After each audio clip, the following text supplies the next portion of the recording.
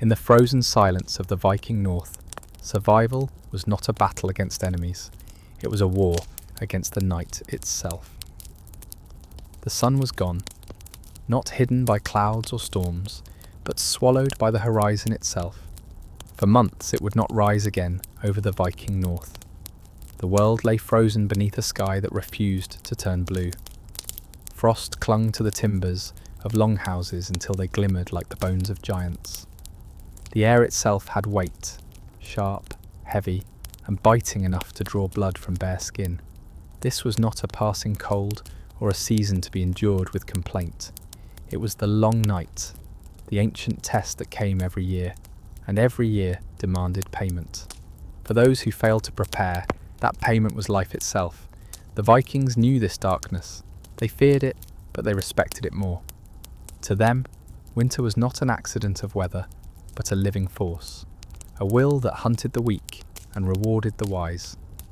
When the last daylight faded, they began their defence. Roofs were thickened, gaps filled with moss and clay. Firewood was stacked in walls taller than a man. Livestock were herded into the Longhouse, their warm breath joining the smoke to create an air thick enough to hold off death. Every detail was deliberate, every motion born of centuries of hard learning. Outside, the snow fell in silence, not a soft, delicate fall, but a relentless descent, layer upon layer, until the land itself seemed to vanish. The world turned white, then grey, then black again as the sky closed in. Wind tore through the fjords like a blade, scouring the skin from cliffs and the hope from men. No sound carried far in that frozen emptiness. Even speech froze on the tongue. Inside, life drew inward. The Longhouse became the whole universe, a dim, smoky refuge of heat, wood and breath. Men repaired tools by firelight. Women stirred thick stews from salted meat and dried barley. Children huddled beneath firs, whispering stories of gods and giants to chase away the silence outside.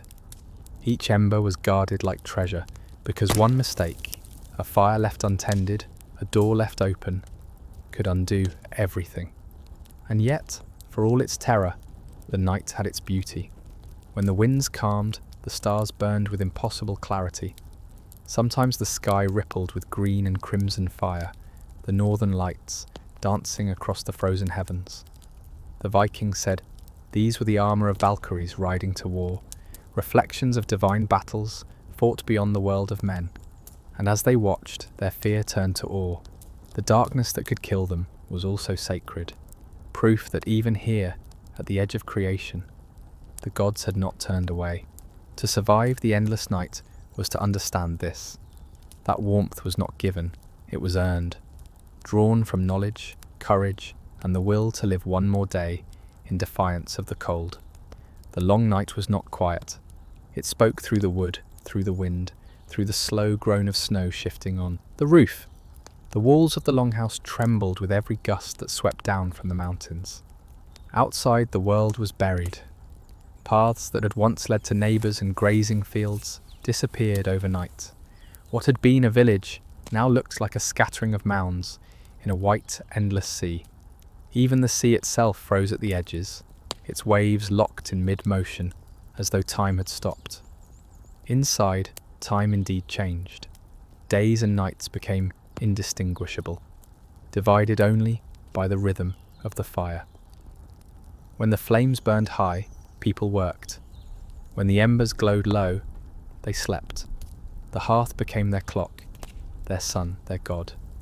In the Longhouse, the air was thick and dim, brown from smoke, gold from firelight, heavy with the smell of hay, sweat and burning resin. The smoke stung the eyes, but no one complained. It meant warmth. It meant life. Families lived close, closer than they ever would in summer. A single hall could hold 3 generations, the living and their animals under the same roof. Cattle shifted in their pens, their heat mingling with human breath until the cold was held back by the sheer weight of life. The beams above dripped with moisture from so many lungs exhaling together. The sound of it, the low breathing of beasts, the murmuring of people half asleep, the hiss of logs burning. became the heartbeat of the house. There were rules to this confinement, unwritten but sacred.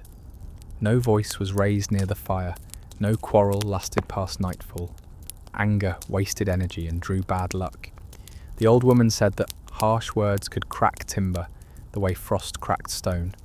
So silence became a discipline. They worked in whispers, moving carefully, each person performing small, precise tasks. Spinning wool, carving handles, patching nets. The smallest mistake, a spilled jar of oil, a wasted scrap of food, could cost days of labour and weaken the whole household. Outside, death waited with patience. Wolves prowled along the frozen edge of the forest, their eyes glowing in the darkness. Sometimes one would venture close enough that its paw prints appeared in the morning frost near the walls. Children were taught to look at them without fear. They are hungry, their mothers said, but they know we are too. It was not a world divided between man and beast, but a shared battlefield against the same merciless enemy, the cold. When the storms grew too strong, the Longhouse shook as if giants fought above it. The Vikings believed that was exactly what happened, that Thor was riding his chariot through the clouds, striking frost giants with his hammer. The thunder reminded them that the gods were awake, that the struggle of men below mirrored the struggle of immortals above. And so, in the midst of fear, there was also pride. To endure the storm was to take part in something cosmic, a small echo of the eternal war between life and death. Each morning, if morning could still be called that, someone rose to break the ice in the buckets, to coax new flame from sleeping embers. When that faint light returned, when the first sparks caught on dry moss, and the smoke rose again, the household exhaled. They had survived another fragment of eternity. The deeper the winter grew, the slower time seemed to move. Outside, the snow no longer fell in flakes, but in waves, thick wind-driven curtains that erased the world beyond the door. The paths between homes vanished. The fjord froze in silence. Even the sound of the sea, that endless heartbeat of the north, went still beneath a sheath of ice. The Vikings said that when the ocean fell quiet, the gods were listening, and so every word spoken inside a longhouse carried weight, as if the gods themselves might overhear it through the walls. Inside, the people became creatures of ritual. Every action, every habit took on meaning. The youngest fetched water from the ice hole carved in the frozen river, carrying it carefully so not a drop spilled. The oldest mended tools and sharpened blades by firelight. The women patched clothes with sinew thread, hands cracked and red from the cold. Even the smallest flame was treated like a sacred task. When one log burned low, another was laid upon it with care, as if feeding a spirit that guarded them all. The air inside the longhouse grew heavy, a blend of smoke, breath, and life.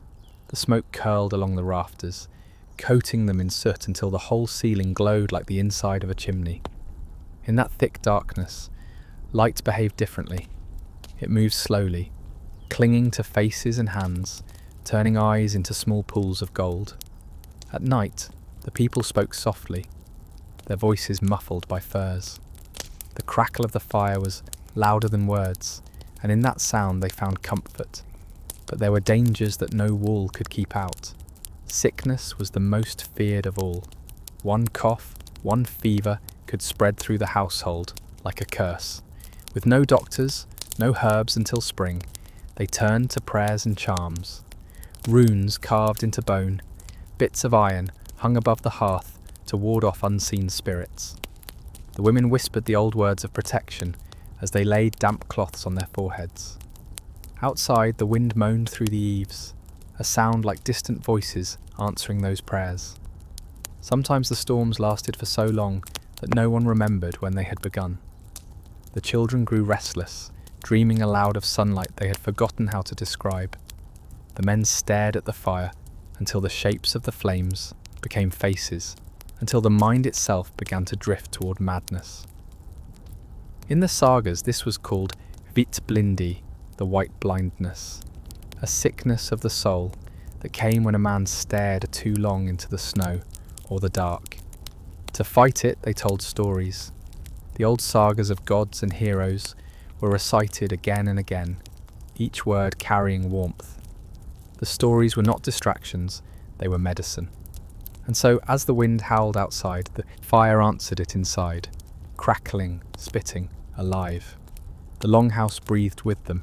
Each night survived was another verse in an unwritten saga, another victory in the endless war against the cold.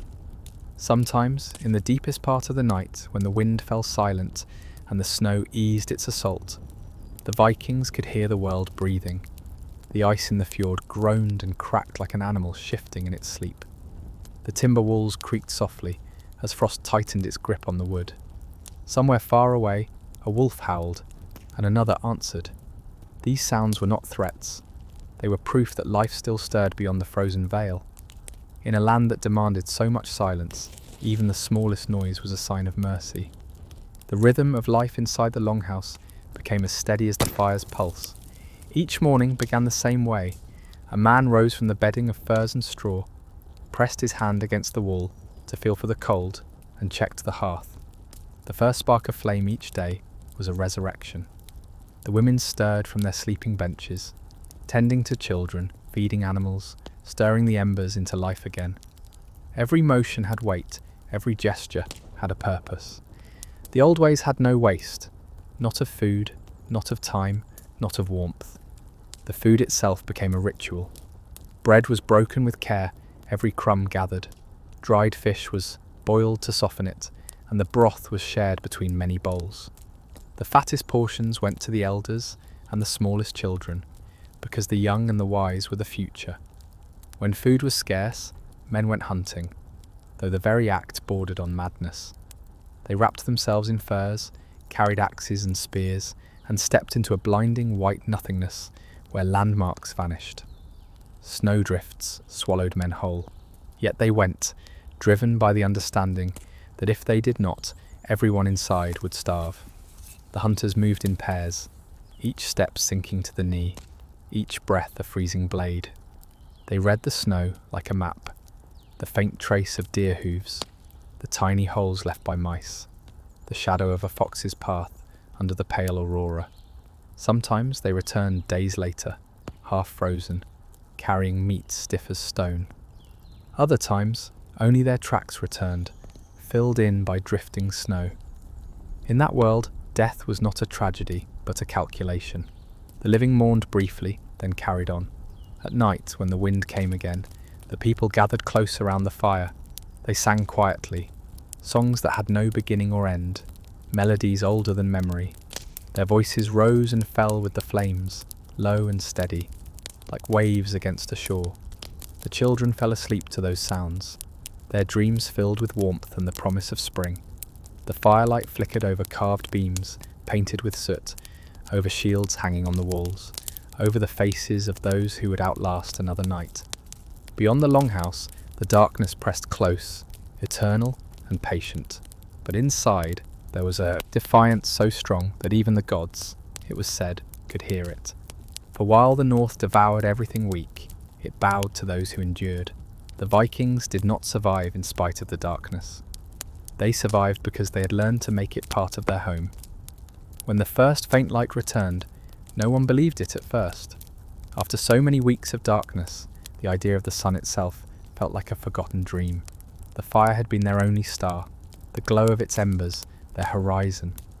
But one morning, the clouds above the fjord seemed thinner, and through them, a pale line of gold touched the rim of the world. A murmur spread through the Longhouse. The children ran to the door, squinting against the white glare of snow. The sky was still grey, but something inside it had changed. The long night was beginning to die. Yet even as the light returned, the danger deepened. The thaw was treacherous. The snow that had protected them from the worst winds now melted into rivers that ate through the walls.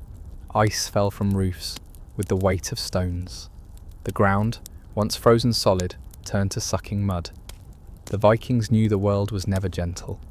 Even its mercy came with sharp edges. But they also knew this moment for what it was: rebirth. Men stepped outside for the first time in weeks, their boots sinking into slush. They blinked at the brightness and breathed in the smell of damp earth and pine.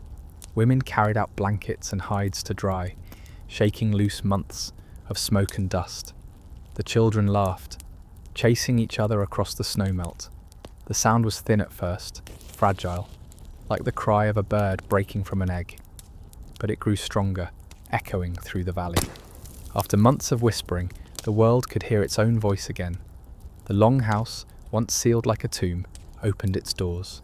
Smoke rose freely into the clean air. What had been a fortress of survival became a home again. The people were leaner now, harder, but their eyes carried something bright, the quiet pride of those who had faced the void and endured. They had lived through the time when warmth was measured by breath, when every log was a promise, and every ember a heartbeat. In the evenings that followed, as twilight stretched a little longer each day, they sat around the fire once more. But now they spoke of plans, of rebuilding fences, repairing boats, preparing the soil for the first sowing. The stories of gods and giants were still told, but with laughter instead of fear. They knew the darkness would return next year, as it always did. But they also knew this truth. Each winter survived became part of them, a shield they carried into every trial that followed. The Vikings did not conquer the cold, they partnered with it. They listened to its lessons, shaped their homes by its rules, and let it carve them into something that could not be broken. That was their genius, not the raids or the ships, but the ability to build life where life was not meant to exist. And when the final snows melted and the rivers began to move again, they lit one last fire, not for warmth this time, but for gratitude. The flames reached high, gold against the pale dawn, as if answering the sun's return. For in the north, survival was not luck or faith. It was art. If the night lasted half a year and the world froze around you, could you learn to live as they did, finding warmth not from comfort but from courage itself? Tell me below what you think would have been the hardest to face. The silence, the hunger, or the darkness that never ended. The Vikings were never built by chance. Every beam, every stone, every mound of earth had meaning. Before the first log was cut or the first sod turned, there was the choosing, the ritual of finding the ground that could keep a family alive through the long dark. For in the north, land was not owned, it was bargained with. Every hill, every valley, every river carried its own spirit, and to build in the wrong place was to invite ruin. When a family set out to find new ground, they moved with silence and instinct. The men carried spears not only for protection, but for testing the soil. The women studied the wind, the smell of the air, the way the sun moved through the clouds. Even the animals were watched closely. If birds avoided a certain ridge, if cattle grew uneasy near a hollow, the elders took it as a warning. In a land where one mistake could cost generations, intuition was as valuable as any tool. The perfect site was rare, a place that offered both shelter and strength. The Vikings sought the south-facing slopes first, where the faint winter sun could cast its warmth upon the walls for a few short hours each day. To live where the light could not reach was to live in shadow, and in the north, shadow was death. But sunlight alone was not enough. They needed protection from the wind, that relentless, invisible blade that could pierce even through fur and wool. They looked for the land's natural armour, a hill rising behind them, a forest close enough to break the gusts, a rock formation curved like a shield. Valleys, though tempting, were deadly. Cold air sank and gathered there, turning the soil to frost and the air to poison. The Vikings had a word for such places: frost graves. To build there was to bury yourself before the first snow. When the chosen ground was found, they would test it with fire. A small blaze lit on the soil told them everything: how the smoke moved, how the wind curled. If the smoke rose straight, the land was calm. If it bent or scattered, the spirits were restless, and the search continued. It was a science born from experience, dressed in ritual. Nearness to water was another law. A stream meant life, for drinking, for cleaning, for cooling the body in rare summer heat. But the water was also treacherous. A thawing river could drown a home in a single day. So the Vikings built neither too close nor too far, at that delicate distance where a man could fetch water without fear of losing it to flood. And always the forest had to be near. It was their quarry and their wall, their warmth and their weapon. From it came firewood, beams, pitch, bark, berries, game. The forest was not a backdrop. It was half their home, the other half being the house they built with its bones. When the place was chosen, they did not rush to build. They stood in silence and listened. To the wind, to the crows, to the heartbeat of the earth beneath their boots. If the land answered gently, they began. If it whispered warnings, if the air felt wrong or the silence too deep, they walked away. For the Vikings knew that no man could defy the land and win. The first act of claiming new ground was not the raising of walls, it was the offering.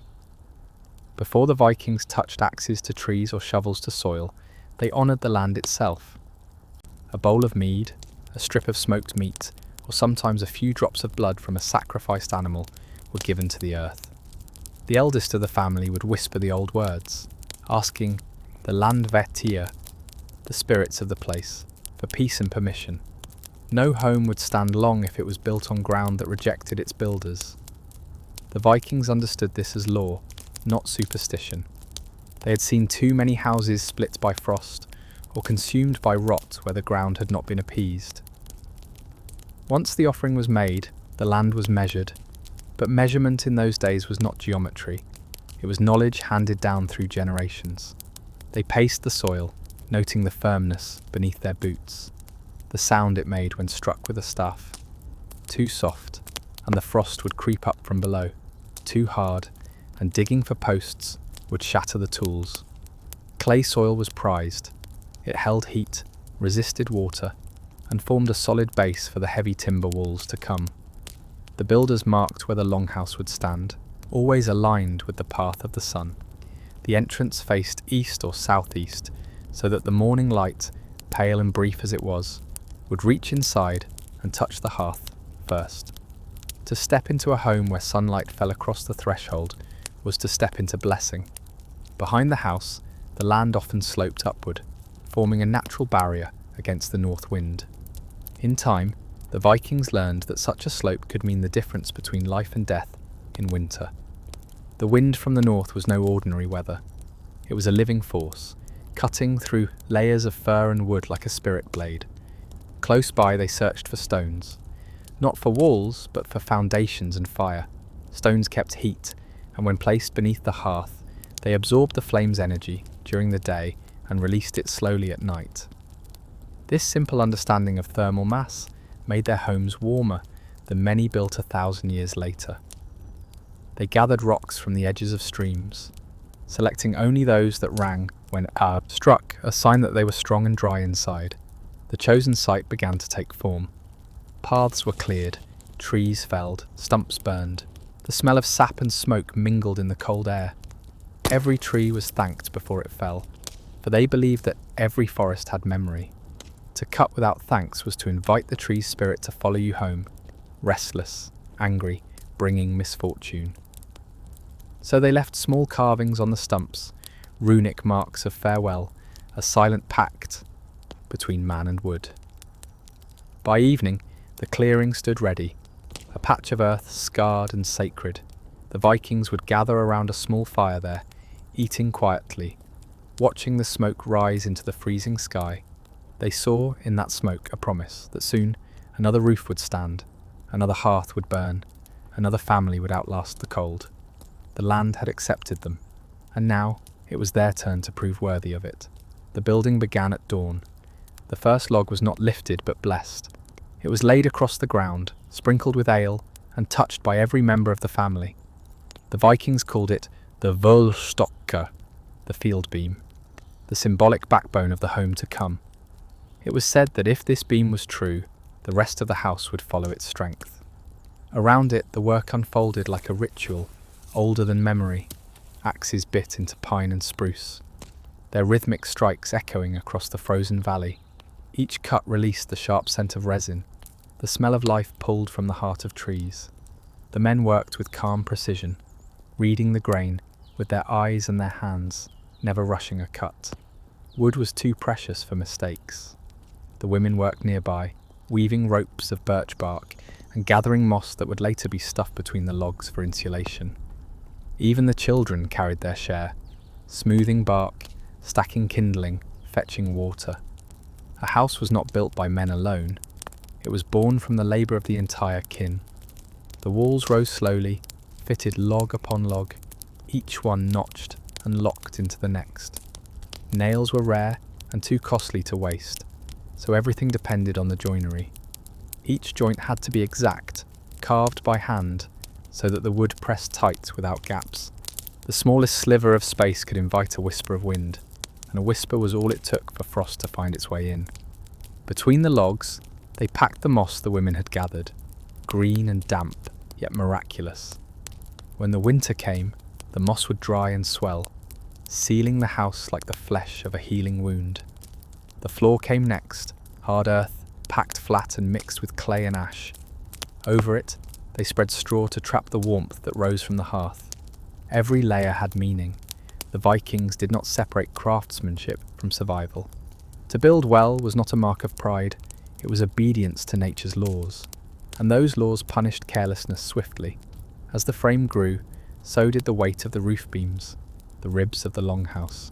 They were set low and broad to resist the gales that would scream down from the mountains. At the centre ran the ridgepole, thick as a man's torso, the spine of the house. It was lifted into place with ropes and song, the men chanting to keep rhythm as they heaved it upward.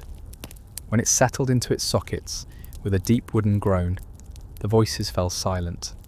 For a moment they stood together, their breath rising in clouds, listening to the sound of their creation, taking its first breath. Then came the turf, cut from the earth itself and laid thick across the roof, layer upon layer, until the Longhouse became one with the land around it. In time, grass would grow there again, so that from a distance, the house appeared half buried, as if nature had swallowed it whole and chosen to keep it warm. As dusk fell, the first walls stood solid against the wind. The builders lit a small fire inside the skeleton of the house. The flames leapt upward, licking the beams with light. The crackle of wood echoed like laughter across the snow. For the Vikings, this was not mere construction. It was rebirth. A new place of warmth had entered the world, wrestled from the jaws of the cold. When the frame of the Longhouse stood firm, the true work began. The slow sealing of every weakness that winter could find. The Vikings knew that the smallest flaw, an unseen crack between beams, or a careless gap under a doorway, could become the path by which the cold would enter and death would follow. So for days the family laboured in silence, walking around the structure like priests, inspecting a shrine. The house was no longer timber and earth. It was a body. It had to breathe, but never bleed. The roof demanded the greatest attention. It was steep, almost reaching the angle of a mountain slope, designed so that heavy snow would slide, rather than press and crush. Over the sturdy skeleton of pine beams, they laid birch bark in wide sheets, its smooth surface repelling water better than any tar. Upon that came thick moss and dry hay, pressed down in layers like bedding for a god. The final layer was turf, cut in squares from the nearby hillside and laid with the grass side down. The result was not just shelter, it was armour. When the wind roared, the roof hummed but did not yield. In spring, new grass would grow on top, binding the soil together and turning the roof into a living skin. Inside, the walls were coated with a mixture of clay, ash, straw, and dung. The smell was sharp at first, but when it dried, it became a solid barrier, hard as stone, smooth as leather. It trapped warmth, kept out dampness, and even muffled the howling winds. The floor was treated the same way, packed firm and coated again and again, until it became almost as warm as the hearth itself. Above it, a thick layer of straw and woolen blankets softened the ground where the family would sleep. By now, the Longhouse had begun to feel alive. When one stood at its centre, one could hear it speak, the soft pop of settling beams, the sigh of moss drying between logs, the faint trickle of melting frost along the roof's edge. These sounds comforted them. A quiet house was a dead house. a living one always spoke. The hearth was the last to be placed, for it was the heart, and the heart must wait until the body was ready. Stones were brought from the stream, dark and heavy, and laid in a circle at the house's centre. Over them, clay was packed tight to seal any cracks. The fire was lit with flint and breath, its first flames licking upward like a newborn's cry. The smoke curled through the smoke hole, rising into the grey sky before being snatched away by the wind. The people stepped back in silence. This was not just heat, it was soul. From this day forward, every meal, every story, every birth and death would circle this flame. When the work was done, they marked the doorway with runes, symbols of protection and endurance. A small iron charm was hung above it, and a lamb's bone was buried beneath the threshold to keep away sickness. They believed the spirit of the house had now awakened, and it would remember the names of those who built it. That night, as they lay beneath the new roof, listening to the storm crash and break above them, the walls held firm. The air was warm, the flame danced steadily, and outside the frozen world raged on, furious but defeated for now. When the first dawn touched the new roof, the Vikings rose to meet it. Smoke drifted upward through the fresh-cut smoke hole, curling into the pale light like a spirit ascending. The Longhouse smelled of new earth and fire, raw, clean, alive. The people who had built it stepped outside into the morning chill and looked upon their work. It stood not as a decoration upon the land, but as part of it, low, long and strong, its turf roof blending into the hillside as if it had grown there by itself. It was a home that belonged to the north, not a defiance of it. The men walked around it slowly, pressing their hands to the walls to feel the warmth trapped within. The women poured a small bowl of ale onto the ground before the entrance, a gift of thanks to the land spirits that had allowed this work to stand. Inside, the fire still burned low, its glow flickering through the doorway like a heartbeat. The new house was alive, but the building of the home was only half the battle. The other half was learning how to live within it. Each part of the structure had purpose, every inch shaped by experience. The entranceway was narrow and low, so that a man had to bow as he entered, not only to keep out the cold, but to remind him to show respect. Between the outer and inner door was a small enclosed space, an air trap to stop the icy wind from rushing inside. It was a simple invention, yet it saved countless lives.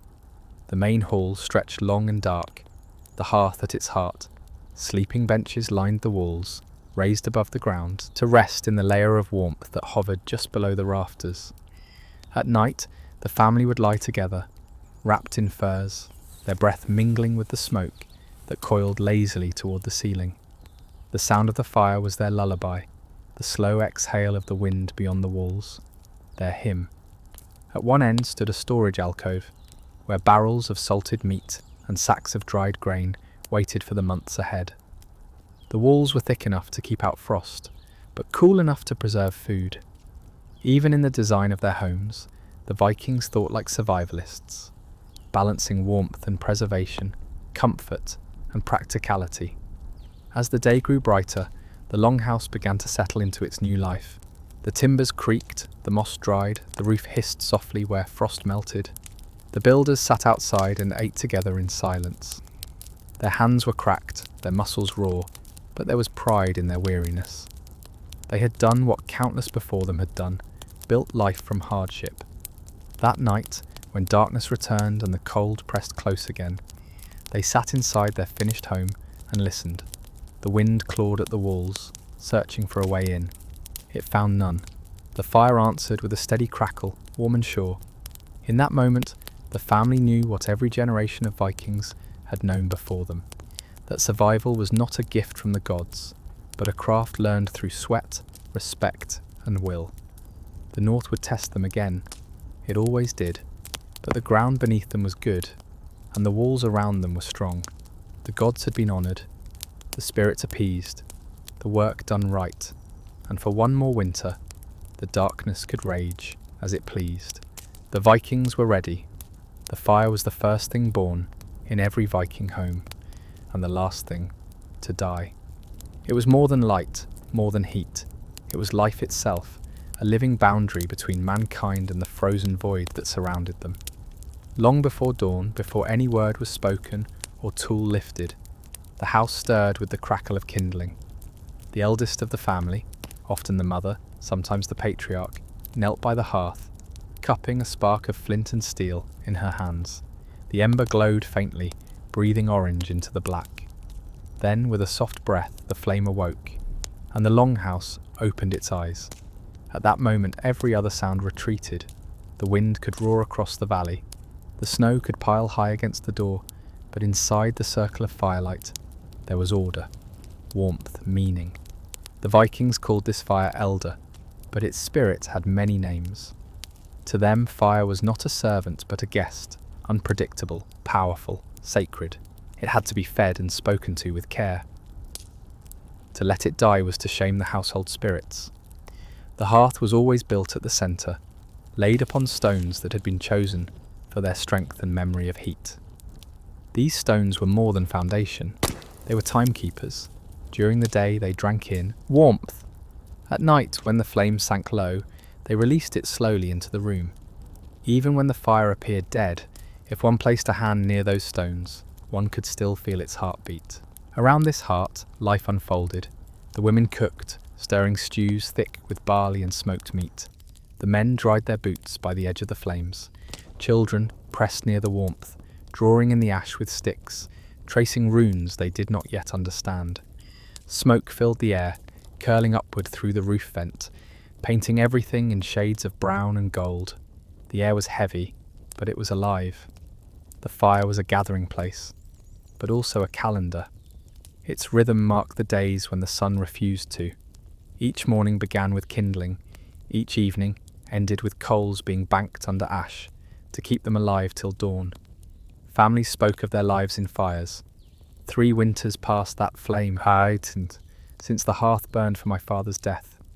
The fire was continuity, a thread through generations. And yet fire was never tamed. Every Viking feared it as much as they revered it. A single careless spark could undo everything they had built, turn wood, wool and hay into smoke within an hour. That is why the women tended it like a child, guarding it from draughts and greed. Too much wood could choke it, too little, and it would starve. To keep a steady flame through a northern winter was an art greater than sword-making, and every good household knew that whoever mastered the fire mastered survival itself. No one understood the power of the hearth until it failed. There were winters when the wind howled too long, when the fire guttered and went black in the night. Those who awoke to cold ashes felt a terror deeper than the dark itself. Without flame, the air thickened with frost. Breath turned to ice on the lips. Fingers went numb before they could strike flint. Sometimes, before dawn, whole families were found frozen where they slept, not from hunger, not from disease, but from a silence where fire should have been. That was why the Vikings treated their hearth like a living god. Each night, before sleep, the mistress of the house, the husfru, would kneel beside it and whisper a blessing.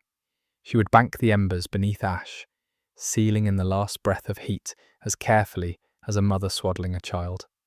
When the household stirred again before dawn, her first act was to uncover those glowing hearts and coax them back to life. That small ritual, practiced for centuries, was the difference between endurance and extinction.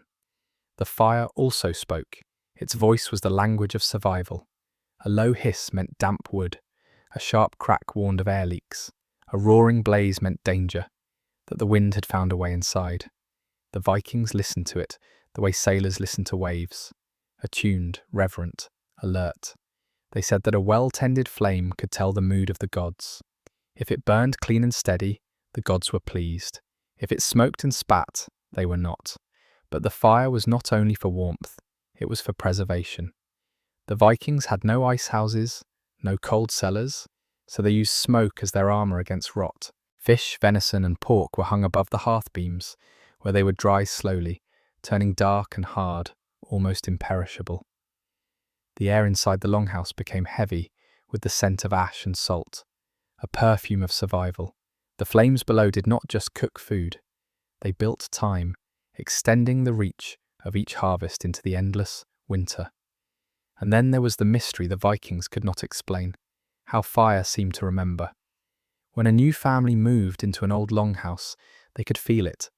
The warmth came quicker, the smoke curled gentler, the stones glowed longer. The elders said the hearth kept the memory of those who had fed it before, that a good fire knew loyalty. In old tales, there were homes where the fire refused to burn for strangers, where the logs smouldered and died, as if grieving the absence of the hands that once struck the spark. To the Vikings, these were not stories.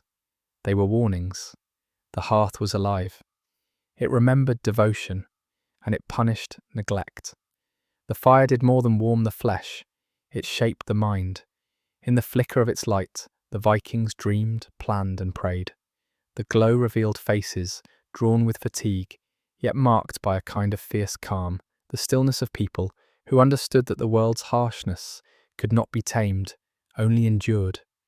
Every story they told, every plan they forged, began by that same firelight. Its rhythm slowed their speech, turning thought into ritual. When the storm winds screamed across the mountains, people gathered close and listened to the flames, as though it were a heartbeat that steadied them against the roar outside.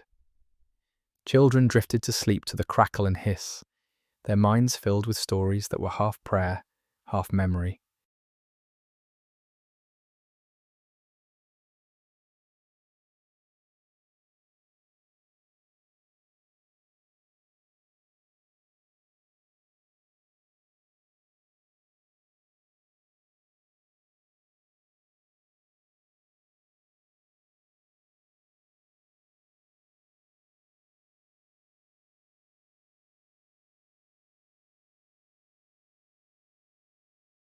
Warriors returning from raids placed their weapons beside the hearth, knowing that only its light could wash the sea from their souls. In those long nights, the line between warmth and holiness blurred, yet there was danger in its beauty. Fire could turn traitor. A single spark could find a thatched roof and consume everything. Family, food, history, in one blinding hour. That terror haunted them, more than the threat of raids or beasts. Every Viking had seen it. A neighbour's home glowing red against the snow, collapsing into blackness while the flames howled like something alive. They learned to read smoke as sailors read the sea. Thin white, safe, thick black, death. Buckets stood by every door, filled with snow or water, ready for the moment when the god they worshipped turned against them. Because of this, they learned restraint. Fire was never allowed to rage uncontrolled. Logs were added slowly, in measured hands. The flames were kept low and steady, feeding the heat stones without tempting chaos. In this discipline lay their genius. They discovered how to channel the smoke through low tunnels of stone and clay beneath the floor, primitive ducts that carried warmth through the ground before releasing the breath of the fire outside. In doing so, they made their homes live longer than their bodies. At the centre of every village stood one great hearth, a communal flame that burned all year. It was said that this fire had never been allowed to die since the founding of the settlement. When new homes were built, their first sparks were taken from it, carried in clay pots across the snow, still glowing, still alive. The same flame that warmed one family would warm another, a thread of light stretching through generations. That fire tied them to their ancestors. It burned with memory, with blood, with unspoken vows. And when a family left to settle new lands, they did not bring coins or banners. They brought coal from their home hearth, wrapped in wool and moss, still breathing. It was more than warmth they carried. It was an identity, a reminder that wherever they built, wherever they slept, the same light had once burned for those who came before. At night, when the world outside disappeared into blackness, the hearth became a doorway. The Vikings believed that within its glow, the realms of the living and the dead brushed against each other. The flicker of flame was more than heat, it was motion between worlds. They said the ancestors gathered there, unseen, silent, their presence felt in the tremor of shadows along the wall. To sit beside the fire was to sit in company with the past. Elders spoke softly then, their voices half whisper, half incantation. They told of how the first fire had been stolen from the giants by a god who pitied mankind, of how flame was a gift too sacred to own, only to borrow. The children listened wide-eyed, their faces painted in gold and darkness. They learned that to mistreat the fire, to spit into it, to waste its fuel, was to offend the gods who had entrusted it. The flame was a covenant. Break it, and the cold would return tenfold. Sometimes they swore oaths by the fire. A warrior might kneel before it, palm hovering above the heat, and speak his vow aloud. The warmth that licked his skin was witnessed. To lie in that moment was to invite ruin. They believed the flame heard the truth, the way men heard sound, and when a new life entered the world, it was carried near the hearth so that its first breath mingled with the smoke. A welcome from the ancestors, and a promise of protection. Even death circled back to fire. The pyre was both grave and resurrection, the last act of warmth for a cooling body. To burn a warrior's remains was to return him to the element that had sustained him all his days. The Vikings said that the smoke of the pyre carried the soul to Valhalla, just as the smoke of the hearth carried prayers to the gods. Fire, whether small or vast, always pointed upward, a stairway made of light, but fire could also reveal the unseen. On certain nights when the wind fell silent and the snow glowed blue under the moon, they said you could read omens in the flames. If it burned low and red, famine approached. If it flared white and high, good fortune was near. The women of the household, keepers of both fire and fate, often read these signs in secret. They watched the sparks rise, counting how many leapt toward the roof beams. Odd numbers meant luck, even numbers meant warning. These quiet superstitions guided them as surely as stars guided their men at sea. The hearth was not only a tool but a mirror. It showed the household what it truly was. When the fire burned bright and steady, it meant unity. When it faltered and hissed, it reflected discord. To those who understood, the flame's behaviour was a map of the family's soul, and in that fragile light, the Vikings saw themselves clearly, small against the storm, yet unbroken, glowing within the dark, like embers that refused to die. When the Longhouse slept, the fire did not. Its glow dimmed to a red pulse beneath the blanket of ash, breathing in silence like a creature at rest. Outside, the frost crept up the walls. The wind keened across the snow, and the stars burned cold and distant. But within those thick earthen walls, the fire dreamed, and the Vikings dreamed with it. Its warmth sank into the floor, into their furs, into their bones. It was not merely heat that kept them alive through the endless winter. It was that soft reminder that life, however fragile, still burned beneath the weight of the night. Each morning, before the rest of the household stirred, the keeper of the fire would kneel beside the ashes. She would brush them aside with careful hands until the faint orange glow appeared, a spark still alive, waiting to be fed. She would whisper to it, as if speaking to a child who had slept too long. Then came the sound, the sigh of flame catching breath again. Smoke lifted, thin and blue, curling toward the roof beams. The fire was awake, another day had begun. But fire, the Vikings knew, could never truly be owned. It had moods. Some mornings it roared with hunger, devouring wood faster than it could be supplied. Other days it sulked, refusing to burn. They spoke to it then, coaxing it with songs, feeding it small twigs like offerings. They believed the fire knew the hearts of those who tended it, that if one approached it with anger, it would turn spiteful. Only patience and steadiness kept it loyal. And so, fire became the teacher of their temperament. It punished haste. It rewarded care. It demanded balance, never too much, never too little. In its light, they learned rhythm, restraint, and reverence. When the flames danced quietly, licking the stones and beams, there was peace in the hall. Men told stories, women laughed softly, and the children lay still, their faces glowing like small suns. When tempers flared and voices rose, the fire flared too, smoke thickening as if to remind them that chaos fed chaos. Through centuries, that lesson endured. When the Vikings sailed to foreign shores, They carried coals from their hearths in small clay jars wrapped in moss. That ember was their link to home, a piece of their lineage, their gods, their discipline. In distant lands, surrounded by strange forests and unknown stars, they built new fires and watched them come alive. The same colour, the same warmth. The flame that had once burned in the far north now flickered in places the ancients had never imagined, connecting all Viking hearts through a shared glow that never truly died. The fire was not theirs to keep. It belonged to no one and to everyone, a gift that travelled through time, handed from one generation to the next.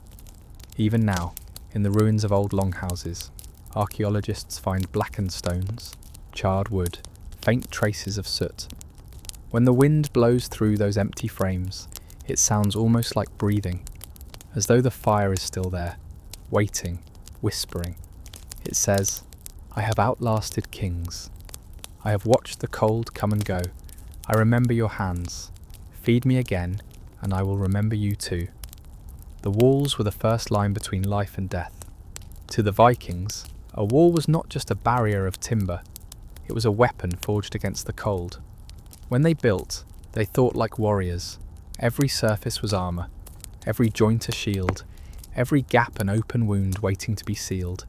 And in the frozen north, where the wind could strip warmth from a man's skin in minutes, even the smallest wound could be fatal.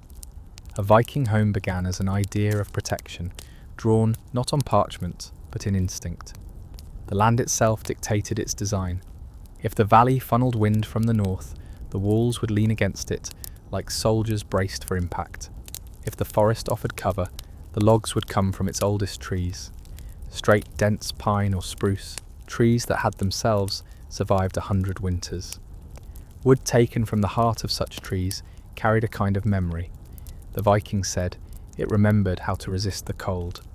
Once cut, the logs were stripped of bark and left to dry, then fitted together with mathematical care. No two pieces were identical. Each was carved by hand, locked into the next with notches so precise that even a blade of grass could barely slide between them. The Vikings worked by feel, not measuring, but listening. When the join was right, it made a sound like a low drum beat. A single wall could take days to perfect, and when it stood, it was not a fence, but a living structure, tight as bone. Between the timbers, they pressed moss, thick, damp, green from the forest floor. The choice was deliberate. Moss was magic to them. It swelled when wet and shrank when dry, sealing itself into every crevice. It kept the cold out and the warmth in, acting as nature's own insulation. Clay was mixed in too, smeared over the joints, and sometimes mixed with manure for strength. When the sun hit it, the clay hardened to a crust, weatherproof and windproof. In time, the whole wall became a single, breathing body. Wood, moss, clay and warmth fused together. Inside, the walls glowed faintly red from the fire's reflection, a warm heartbeat against the endless dark. The people would rest their backs against them and feel the heat pulse through the timber. In that moment, the wall ceased to be a structure. It became part of their flesh. They trusted it like a companion. Every sound outside, the moan of wind, the scrape of snow against bark, was answered by the quiet strength of those walls standing firm. And yet to the Vikings, even a wall had a spirit. They believed each beam held memory, that the soul of the forest still lingered within. That is why, when the first wall was raised, they touched it with their hands and spoke blessings. "Hold strong," they whispered, "keep us through the night." And through the centuries, those walls obeyed, not through miracle, but through mastery. The building of walls was not a simple craft. It was a science born from desperation. Every layer, every fibre, every grain of wood had to serve a purpose. A careless wall was a slow death. The Vikings knew this in their bones. The cold had no mercy for builders who left gaps unseen. So when they built, they did so as if fighting an invisible war, not against men, but against the breath of the north itself. The thick pine logs that formed the skeleton of the Longhouse were chosen in late autumn, when the sap had sunk deep into the roots. Trees cut in summer cracked and split. Trees felled in winter stayed solid. Once carved and set, the outer layer of bark was sometimes left intact, a natural shield against wind and rot. Over time, the exposed wood aged into a silvery grey armour, hard as iron, that no frost could penetrate. Between those great beams, every crevice was filled by hand. The women packed the moss until their fingers bled, pushing it into cracks with bone knives and wooden paddles. Children followed behind, daubing the seams with a mixture of wet clay and straw.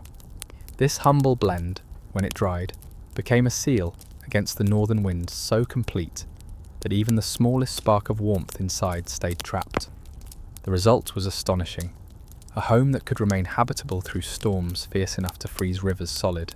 And still, they layered.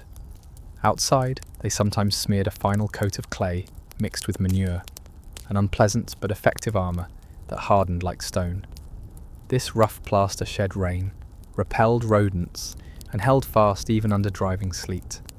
When it dried, they painted it with lime or ash, turning the walls pale so that winter sunlight, rare as it was, could reflect brighter into the dwelling. Light itself became another defence against the dark. Inside, the walls were often lined again, this time with woven mats of straw or wooden boards. The air trapped between the two layers worked like invisible wool, keeping the house warmer by many degrees. It was a primitive double wall system, far ahead of its time, discovered not through books or scholars, but through centuries of survival. They did not know the words insulation or thermal resistance, but they understood their meaning better than any engineer. At night, the heat from the fire seeped into the walls and lingered there. The timber stored it, then released it slowly, through the long hours of dark, turning the room into a cocoon of quiet warmth. A Viking could press his palm to the wall at midnight and still feel the memory of the day's flame humming beneath the wood. But the Vikings also knew that warmth without breath was death. A house sealed too tightly could suffocate its people. Smoke, damp and sickness would follow. So even as they fortified their walls, they carved small vents near the roof to let the fire's breath escape. The art of building, to them, was not only to trap life inside, but to let death out. That balance between warmth and air, between protection and freedom, was what made their homes endure. And when the wind howled across the tundra and hurled itself against those walls, it found no entry, no weakness, no mercy. The house stood unmoved, its timbers humming quietly, with warmth, its people sleeping soundly within. When the storms came, the walls were tested like warriors. They groaned beneath the weight of snow and the pounding fists of the wind, but they did not yield. The sound was almost human, a deep wooden heartbeat that seemed to answer the world outside. For the Vikings, this was no accident of craftsmanship. It was proof that the house itself was alive. A well-built wall could breathe, sigh and endure just as they did. When the storm howled, the Longhouse howled back, two living things locked in conversation. Inside, people spoke softly when the wind raged. They treated their home as a living companion, an ally. Some even gave it names, calling the beams bones and the walls skin. To sit close to the wall during a blizzard was to lean against a guardian that had sworn loyalty in wood and clay. Children pressed their hands to the timbers, feeling the tremor of the storm outside and the slow, steady pulse of warmth pushing back. That sensation, the cold pressing in and the wall refusing to surrender, taught them what courage meant long before they were old enough to hold a sword. In the dim firelight, the walls seemed to move. Shadows of smoke and flame crawled across them like spirits climbing out of the wood. The Vikings didn't see this as an illusion. They saw memory. They believed the trees remembered their forests, that somewhere inside the grain still lived the murmur of wind in branches, the whisper of snow falling on bark. To keep a house warm was to remind the wood of that warmth it once felt in the sun. So, at the turn of the seasons, they spoke to their walls, thanking them for their strength. It wasn't religion, it was respect. Each beam carried a story. Some were cut from trees that had grown for centuries, their roots twisted around stones that had witnessed countless winters. When those beams were raised, they brought that endurance into the home. The Vikings didn't see their dwellings as mere shelter. They saw them as an inheritance of resilience. The walls connected generations, carrying the labour, breath and memory of everyone who had ever lived within them. When a father died, his sons might carve runes into the inner beams, not for decoration, but as a message to the wood itself. He lived here. Remember him. And the wood did remember. Archaeologists today find those carvings, faint, deliberate, sometimes hidden where no guest could ever see them. Words of blessing, warnings, prayers. Hold strong. Keep out the frost. May no sickness enter. These marks were not for human eyes. They were for the house. The Vikings believed that when they slept, the walls kept watch, that their ancestors whispered through the timber, guarding the living from the endless cold pressing in from beyond. Outside, the north raged as it always had. But within those walls, the human story continued. Small, fragile, defiant. The walls of a Viking home were not just boundaries. They were blueprints for a civilization that refused to surrender to the cold. As generations passed, those simple timber shelters became feats of architecture, born from necessity and honed by experience. Every settlement improved upon the last. The Vikings learned from storms, from floods, from the quiet wisdom of failure. They watched which houses stood longest, which ones groaned but never broke, which ones stayed warm even in the cruelest winds. And then they built the next generation stronger. In the coastal villages of Norway, walls grew heavier, reinforced with turf stacked high against the timber. The earth itself became armour, absorbing the sea's spray and blocking the endless salt wind. Inland, in the deep valleys of Iceland, homes sank halfway into the ground. There, the walls weren't only built on the land, they were built with it. Layers of sod and clay formed living walls that breathed with the seasons, holding warmth as naturally as flesh holds blood. When snow fell, it blanketed those turf houses, until only the smoke holes remained visible. From the outside, they looked like burial mounds. From the inside, they were miracles of warmth and silence. Even the farms of Sweden and Denmark adapted their walls to the rhythm of life. Animal stalls were often joined to the main living space, so that the heat of cows and sheep radiated through the boards. The walls were not barriers, but bridges, connecting species, sharing breath. The animals, the fire, and the family became one ecosystem of survival. Every life inside those walls gave something. Warmth, labour, milk, endurance. What made Viking walls truly extraordinary was their ability to evolve without tools of precision. No iron saws, no nails in plenty, no plans on parchment. Yet they achieved what modern builders still struggle to master: homes perfectly tuned to their environment. The Vikings understood that the wall wasn't meant to resist nature, it was meant to speak its language. In summer, the timber expanded and released heat. In winter, it contracted and sealed tight, keeping the fire's breath trapped inside. Every wall, through its creaks and sighs, adjusted itself to the world outside. Their building sites became laboratories of intuition. They observed how frost gathered on one side of a house and melted faster on another.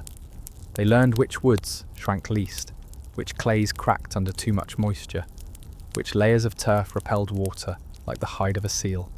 The lessons were endless, but they were learned by touch and trial. No drawings, no schools, only hands and memory. In this way, the architecture of the North became a living inheritance, passed not through scrolls, but through stories and scars. By the time the great halls of chieftains rose, vast timber cathedrals, with soaring beams and walls painted in ochre, they still followed the same logic as the humblest farmer's hut. Every one of them stood as a fortress against the elements and a sanctuary for the human spirit. The walls enclosed not just warmth, but the idea of community itself. To step inside was to cross a threshold from chaos into order, from storm into song. And even now, when archaeologists unearth the remains of those walls, blackened wood, packed clay, moss turned to dust, they still find traces of soot pressed deep into the grain. That soot is the memory of fire, and in it lies proof that life once defied the cold there. When night fell across the north, the walls glowed like embers. The fire at the centre of the Longhouse pulsed against them, and they reflected its warmth in quiet waves, turning the entire room into a living furnace. Outside, the storm might howl and tear at the world, but within those walls, the people of the north were untouchable. Their laughter rose and fell like the wind itself, low, rhythmic, steady. It was not joy as we think of it today, but something deeper, the sound of defiance, of people who had built a world that could stand against oblivion. The Vikings never built for beauty, they built for survival. And yet in their precision and devotion, beauty appeared. The grain of the pine caught the flicker of firelight and shimmered like gold.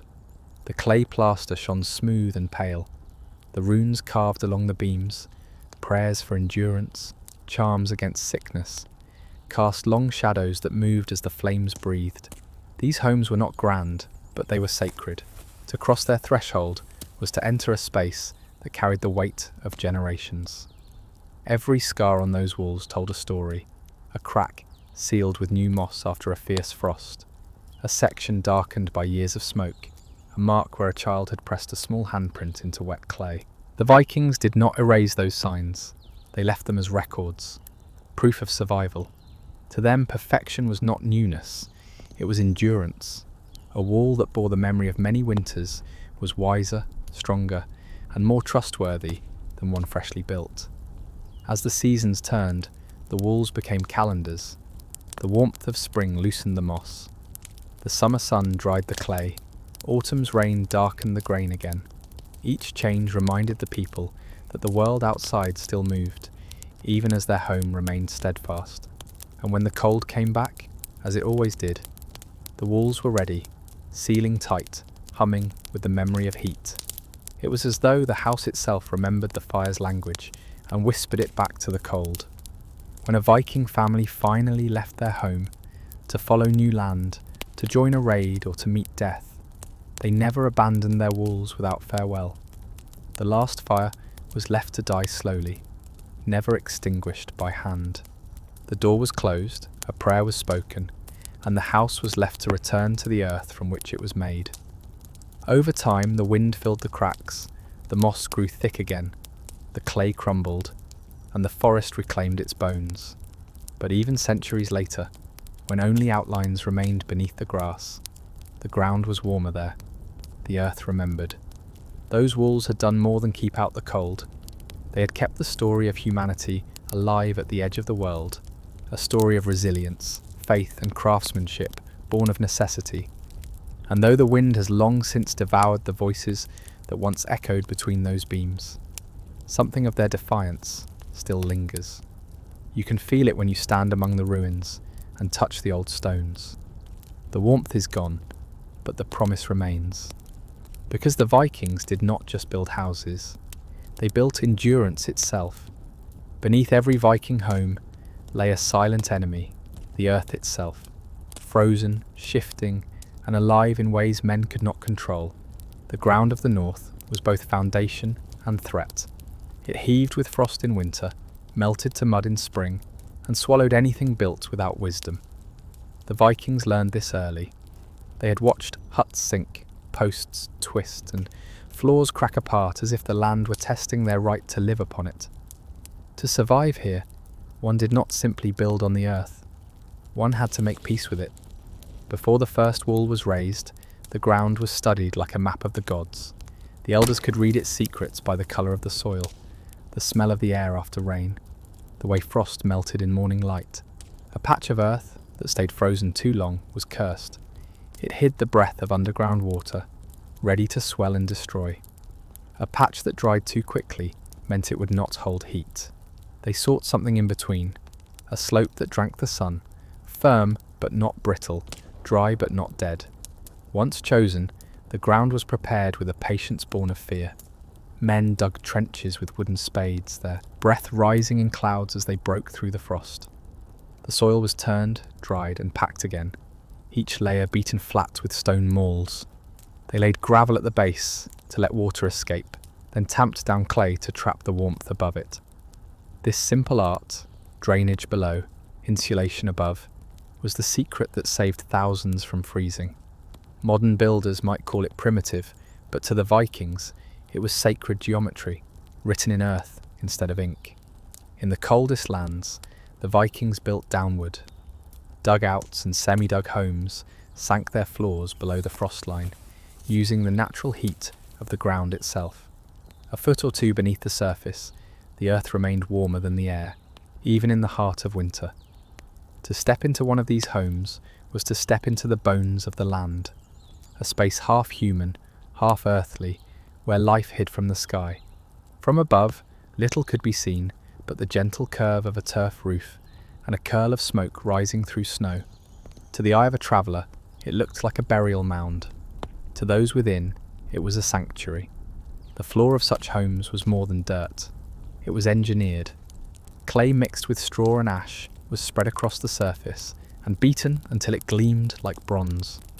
Sometimes they lined it with birch bark, nature's waterproof armour, or covered it with woven reeds to hold back damp. Then came the straw, laid thick as a mat, and over that, furs.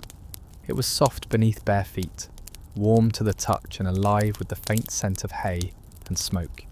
In the dark of the north, that small comfort meant everything. The Vikings didn't think of the ground as beneath them. They thought of it as the oldest ally they had, slow, patient, unyielding. It was the one thing that never fled, never froze completely, never stopped giving, but it had to be respected. To build wrongly was to wake its wrath, and when the frost came, the earth would remember every mistake. A Viking floor was not an afterthought. It was the secret heart of the home, the place where warmth began and cold was defeated. The people of the north understood what few others did, that heat did not rise unless it had something to rise from, and so they built the ground beneath their feet as carefully as the roof above their heads, layer by layer, transforming frozen soil into a living machine for survival. The foundation was first. Stones were laid in a rough lattice, flat and wide, each one tested by hand, to ensure it would not shift when the frost came. The smallest movement could twist the walls, crack the clay, and undo months of work. The stones were fitted together like puzzle pieces, their gaps packed with gravel and ash, not for beauty, but to drain water away. The Vikings had no word for frost heave, but they knew its power. They had seen homes lifted and torn apart by the expanding breath of the earth, and they learned to build against it with instinct more precise than any engineers. Above that lattice came the first layer of insulation, dried moss, sawdust, and leaves.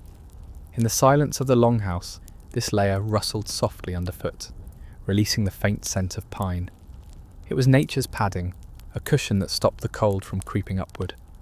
On top of that, they spread clay, kneading it with straw, sand, and sometimes manure until it reaches the perfect consistency.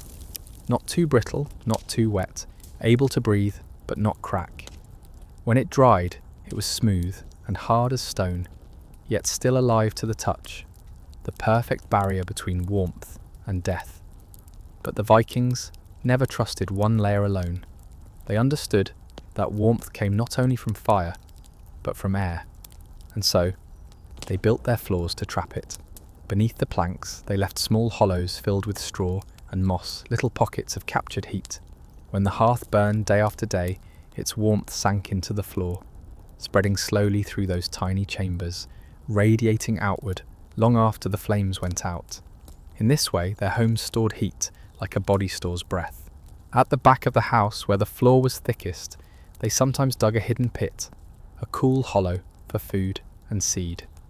It was lined with stone and sealed with bark and clay. Even as the hearth made the air above glow with warmth, the earth below stayed cool and steady. The balance was perfect.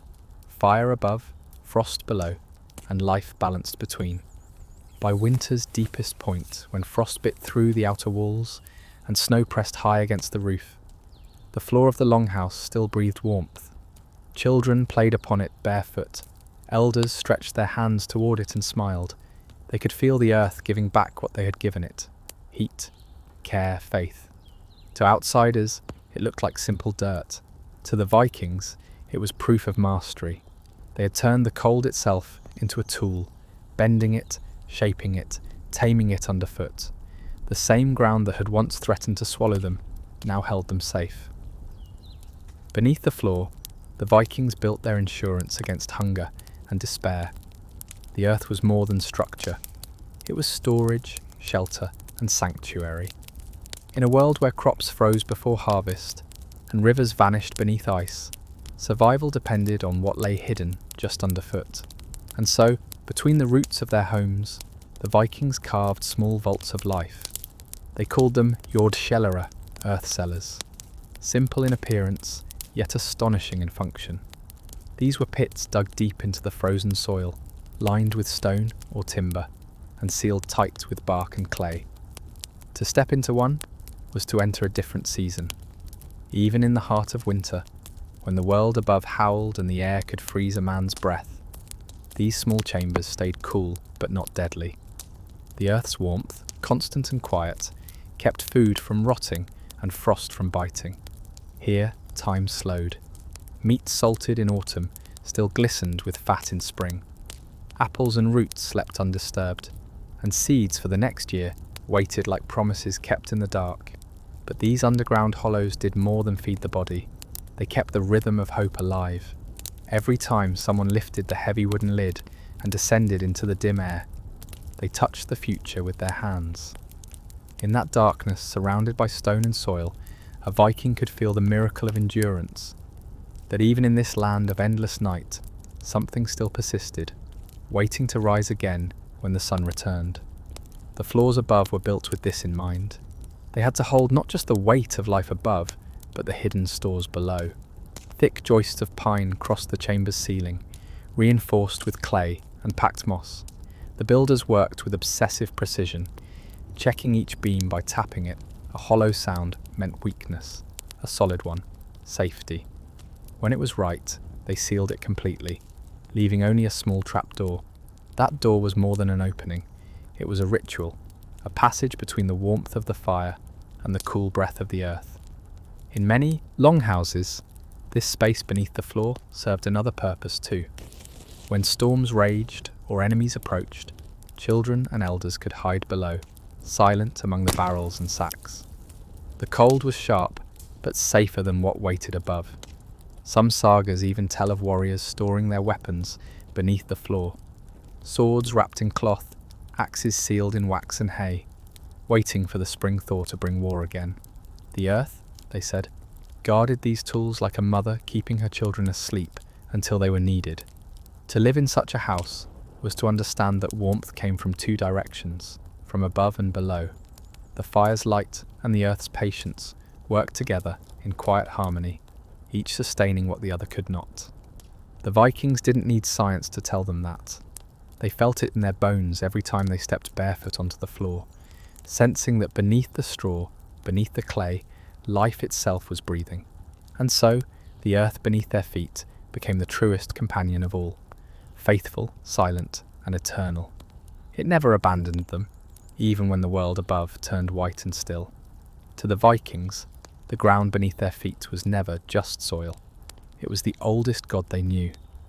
Every morning when they stepped across the packed clay floor, they were reminded that they lived not on the earth, but within it. The walls, the roof, the fire, all were built from its gifts, and so they treated the ground with reverence, as both ally and judge. It had the power to cradle or consume, to warm or to freeze. Maintaining the floor was a ritual, a quiet act of devotion that echoed through centuries. When the snow melted in early spring and the rivers swelled, the people would strip away the top layer of straw and clay. The floor, damp and soft from the frost, was repaired like skin, patched, pressed, smoothed anew. They mixed fresh clay with crushed stone, straw, and animal dung, spreading it carefully by hand, layer by layer, until it formed a seamless skin across the earth. Then came the fire, rekindled on the new surface to bless it with warmth. The smell of smoke and wet clay filled the house, a scent so old that even now, in excavated longhouses, it lingers faintly in the soil. To the Vikings, this was not maintenance, it was communion. They spoke to the ground as they worked, offering thanks, sometimes spilling a few drops of mead or milk upon it. For strength, they whispered, for steadiness. They believed the earth listened, and that neglect invited punishment. A cracked floor was a sign of discord, of spirits displeased, of ancestors forgotten. To repair it was to restore harmony, not just to the home, but to the world itself. Sometimes, when the frost ran deep and the wind froze even the rivers, the floor would hum faintly, a sound like the earth sighing in its sleep. The Vikings would pause, listening. They said it was the land speaking, reminding them of what it had seen: ships burned on fjords, kings buried in mounds, and fires that had once blazed in homes long turned to dust. The floor beneath their feet held every memory, every death, every act of survival. It was history made tangible. Children learned early not to strike the ground in anger. Elders told them that every blow echoed through the roots of the world. Instead, when they were frightened, they would sit and press their palms flat against the clay, feeling its coolness steady their breath. The earth beneath was unshakable. It never fled, never panicked, never lied. For people who lived surrounded by storms, that kind of silence was sacred. And in that silence, something remarkable happened. The Vikings began to see the ground not just as a material, but as a mirror, one that reflected their own endurance. They worked it, bled on it, buried their dead in it, and built their dreams upon it. Every step, every seed, every fire left its mark.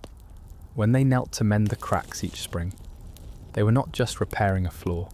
They were reminding the earth that they still belonged to it, and that, despite all the cold and darkness, they were still here. By winter's end, when the snow began to soften and the air carried the faint scent of thawing pine, the Vikings would kneel on the floor and feel the earth stirring again beneath them. The clay no longer held the sharp cold of stone. It pulsed faintly, with warmth. That pulse was life returning, the slow, patient rhythm that had never truly stopped. In that moment, the Vikings understood what few others ever would, that the ground was not dead matter. It was alive, ancient, and merciful. For them, the earth was both cradle and grave. It received their harvest and their dead with the same stillness, holding both in trust until the world was ready to bloom again. When a child was born, the midwife pressed a palm to the floor and whispered a prayer, "May the earth hold you." When someone died, the mourners knelt in the same place and whispered the same words. The circle was complete. Every life began and ended in the same soil. And when they buried their loved ones, they built their graves as they built their homes, careful, layered, deliberate. A bed of clay to keep the damp away, a cover of turf to seal in warmth, offerings of grain, bread, and a piece of earth taken from the hearth. To the Vikings, death was not a departure, but a return to the same foundation that had carried them through every storm. They believed that when they walked their floors at night, the ancestors walked with them, rising softly through the ground to stand unseen beside the fire. Even the great Longhouses that once ruled the fjords were eventually swallowed by the soil they stood upon. Their walls sank, their beams turned to rot, and the earth covered them like a mother pulling a blanket over her sleeping children. Yet in every ruin uncovered centuries later, in every layer of packed clay and charred ash, there remains a faint trace of warmth, as though the floor still remembers the weight of human footsteps. The Vikings never feared this return. They built with the knowledge that everything, even strength itself, must one day fall back into the arms of the earth. To resist that was folly. To accept it was wisdom. That understanding gave their world a strange serenity. The ground they walked on was not their property. It was their promise. It asked only that they live with respect and courage, and in return, it would cradle their homes, their fires, their dead, and their dreams. And so, as night descended once more across the frozen north, a Viking family might sit by the hearth, the clay floor warm beneath their feet, and listen to the muffled groan of the earth settling after another long winter. They would look at one another, weary, soot-streaked, unbroken, and know they were part of something far larger and far older than themselves. They had built walls against the wind, fires against the dark, and homes against the storm. But it was the earth beneath them that had kept its promise. The roof was the final barrier, the thin, trembling line between survival and the void. In the frozen north, it was more than shelter. It was defiance given form. To the Vikings, a roof was not built merely to keep the snow out. It was built to hold the sky at bay, to stop the cold heavens from crushing the fragile spark of life that glowed within their walls. When they raised a roof, they were drawing a boundary against eternity. The first beams were always heavy and sacred. They were the bones of giants, thick pine or oak, hewn with axes until their surfaces gleamed pale under the winter sun. No nail or iron spike held them together, for metal was too costly and too weak against the constant shifting of the seasons.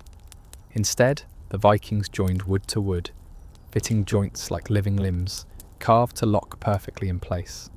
The sound of mallets and axes rang through the valleys like ritual music, the heartbeat of creation echoing across the fjord. Before the ridge beam was lifted, the eldest of the clan would stand beneath it and speak a blessing. "Hold strong," they said, "and may no snow crush your spine." It was both prayer and command, for they knew that when the great storms rolled in from the sea, the weight upon that beam could break a house or save it. A good roof could be the difference between waking to the light of dawn and never waking at all. The shape of the roof was not chosen at random.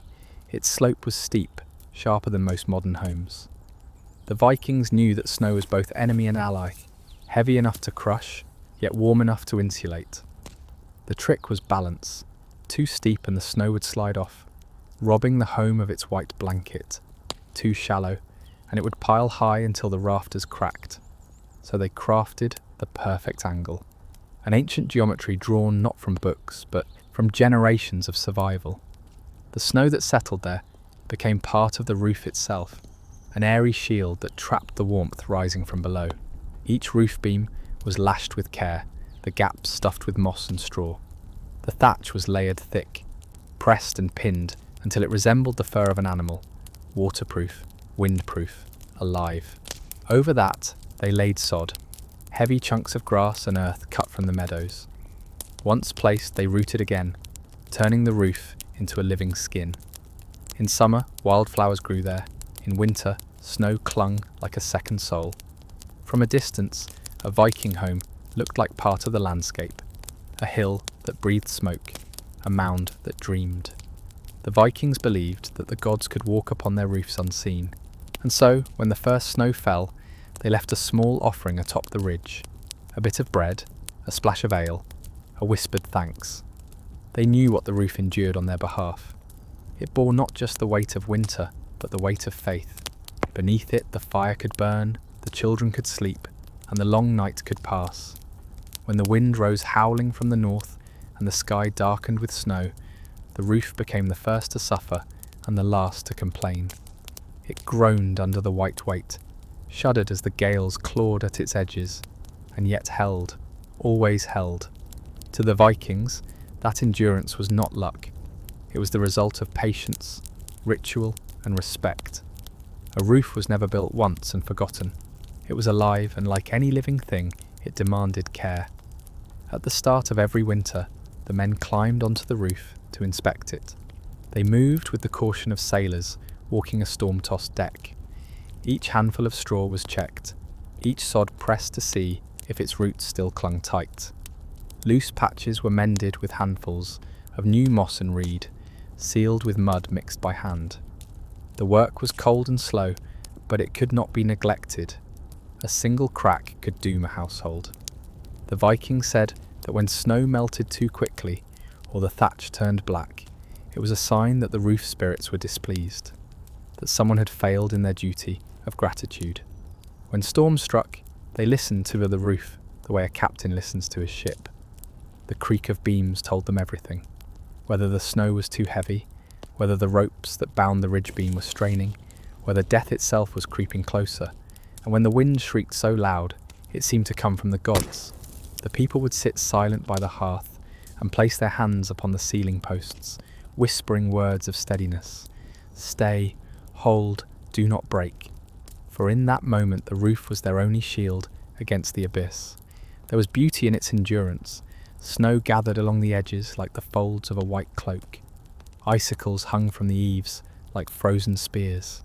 Smoke drifted upward through the vent, coiling around the flakes before disappearing into the endless night. From outside, these homes looked half buried, half alive, as though the earth itself had risen to protect the people inside.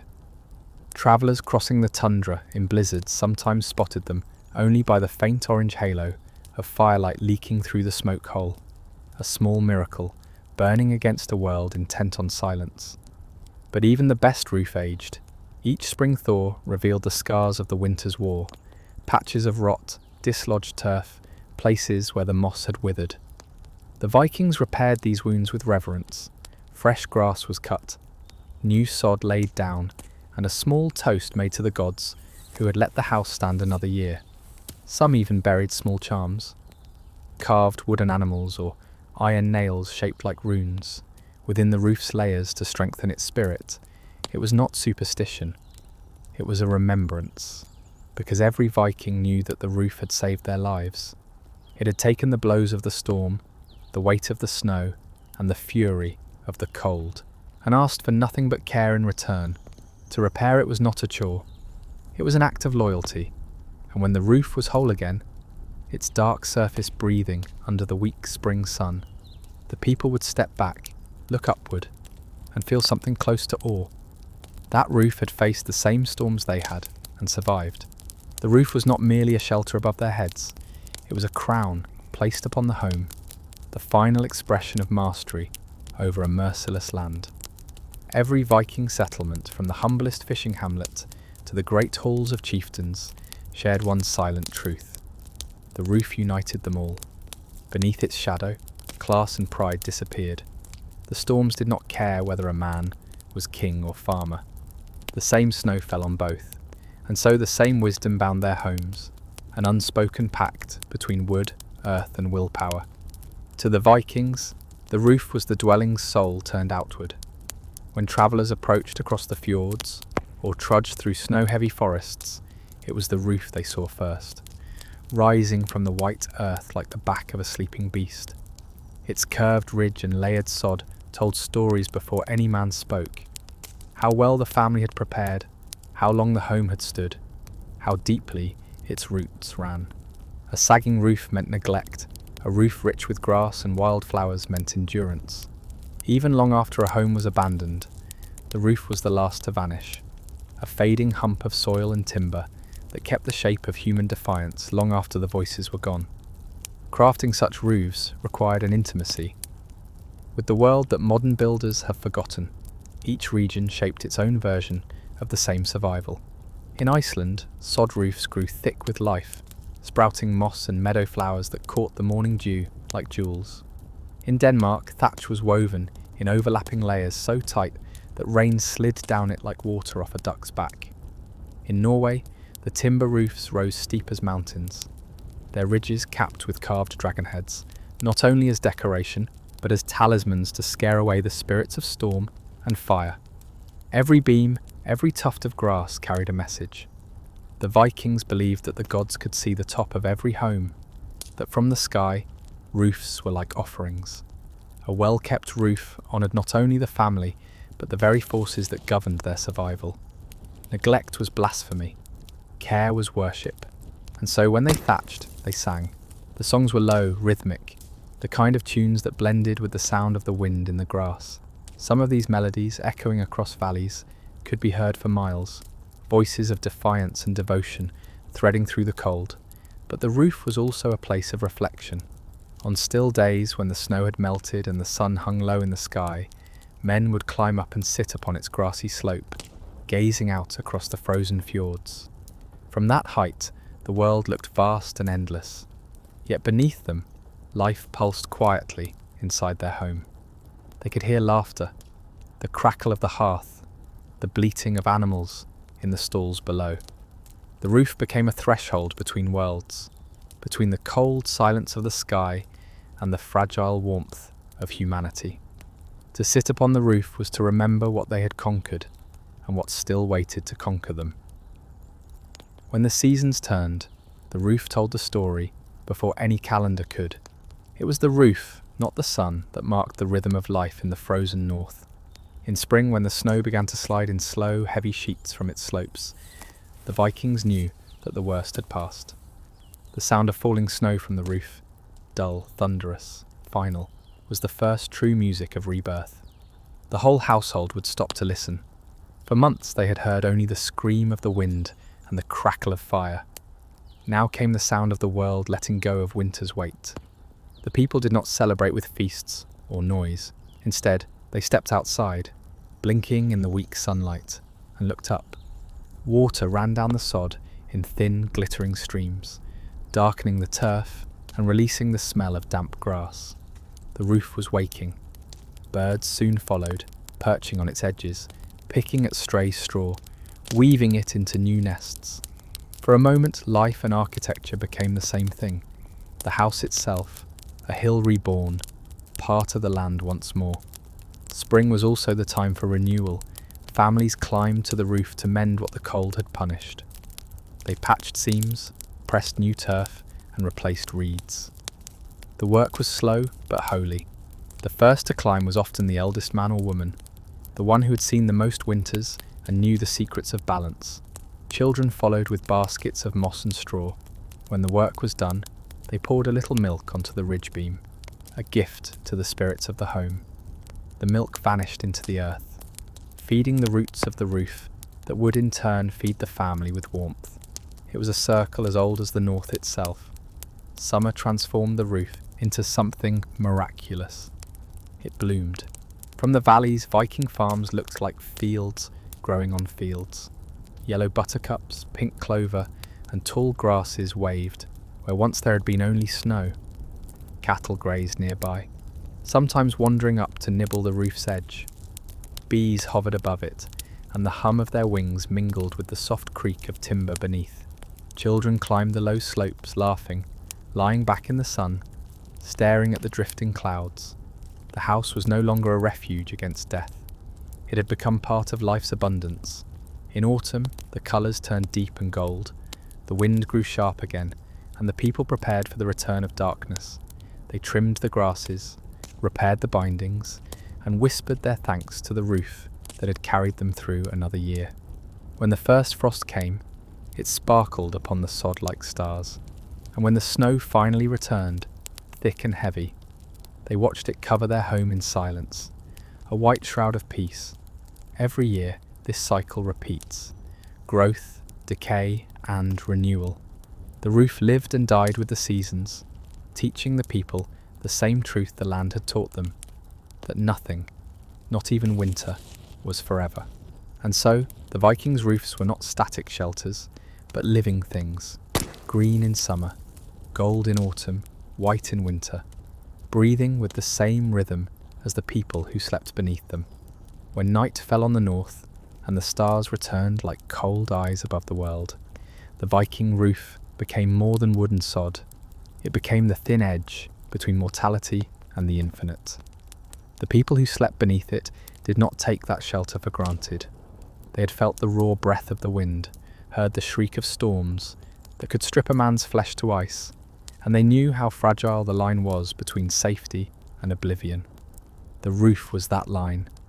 It carried the weight of every life beneath it, and in return, it asked for reverence. In their myths, roofs were spoken of as bridges, places where the sky touched the human world. They believed that Odin's ravens sometimes landed on their ridge beams, listening to the whispers of those inside. To offer bread or a drop of ale upon the roof's peak was to feed the gods' messengers, ensuring they would carry good omens back to Asgard. At night, when moonlight struck the frost on the sod, the roof shimmered faintly, a pale reflection of the heavens. In that moment, it was no longer merely protection, it was participation, a joining between earth and sky. Inside, the people could hear the roof speak. In the deep quiet of winter, the timber sighed as if breathing. The frost expanded, the sod settled, and the great ridge beam moaned softly. An old sound, patient and alive. Children would wake and listen, wide-eyed, and their mothers would whisper, "It's the roof remembering." They believed every sound was a sign. A groan meant strength. A crack meant warning. A steady hum meant peace. To sleep beneath such a roof was to rest under a living guardian, one that had endured every storm and still stood watching. As generations passed, the roof became the symbol of the home's soul. When a family moved on, they often left a small piece of the old roof, a tuft of grass or a splinter of beam, to be placed atop the new one. It carried the spirit of the ancestors, ensuring continuity between past and future. When a roof finally collapsed after centuries, its pieces were not thrown away. They were buried in the earth near the house, returning the bones of the shelter to the land that had nourished it. In that act, the Vikings saw not decay, but fulfillment. The roof had done its duty. The line between architecture and religion was invisible. The same courage that made men raise their roofs against the storms also made them raise ships against the sea. To build was to defy, and yet their defiance was humble, never a challenge to nature, but a dialogue with it. They didn't try to conquer the sky, they learned to hold it gently, above their heads. So when the night stretched long and the fire dimmed, and the wind began its ancient song, the people beneath those roofs did not fear. They listened. The storm might roar and claw, but above them the beams held firm, and the sod pressed down warm and silent. It was not a wall against the gods. It was a handshake between worlds. Beneath that roof, humanity endured. Beneath that roof, warmth triumphed over eternity. At the centre of every Viking home, there was one constant, a quiet, glowing pulse that never ceased as long as life endured, the hearth. It was the first thing built when a house rose from the ground, and the last thing extinguished when a family departed. The hearth was more than a fire pit. It was the sun they carried with them into the long darkness of the north. In a world where the winter could last half a year, and death rode in on the cold wind, this small circle of flame was everything. Warmth, food, light, spirit. The hearth marked the heart of existence. Around it, the family ate, spoke, dreamed, and prayed. Children learned their first words beside it, tracing patterns in the ashes with small fingers. The old took their last breaths near it, feeling the same warmth that had greeted them in infancy. The fire's glow united generations in one living chain. The Vikings called it elder, not just fire, but a sacred force. In sagas and songs, elder was spoken of as a living being, a companion whose loyalty could mean the difference between life and death. Its placement inside the home was no accident. The hearth always stood in the exact centre, the axis around which everything revolved. The roof's smoke hole above was not simply ventilation. It was a connection between the human world and the heavens. Smoke rose like prayer, carrying whispers to the gods. The Vikings believed that Odin himself could follow that path of smoke to look down upon their lives. The hearth, therefore, was not just a tool, it was a shrine. Each day began and ended with ritual. The first to wake stirred the ashes carefully, uncovering the faint red embers still breathing beneath the grey. They would feed the coals with splinters of pine, coaxing the flame back to life. The moment the fire caught, a hush often fell, as though the house itself was waking. No one spoke until the fire was burning steadily again. To let it die completely was unthinkable. A cold hearth meant misfortune. It meant the gods had turned away. Fuel for the fire was gathered and stored with military precision. Pine and birch were prized for their quick, bright flame. Oak was sacred, dense, slow-burning, perfect for the heart of the night. Every log had its purpose, its timing. Even the way the wood was stacked mattered. Bark outward to dry, ends aligned to catch air. Firewood was life's currency, and its loss could spell doom as surely as famine. At night, the family would sit close around the hearth in a tight circle. Shadows swayed across the walls as the flames licked the air. The world outside was silent, buried under snow and darkness.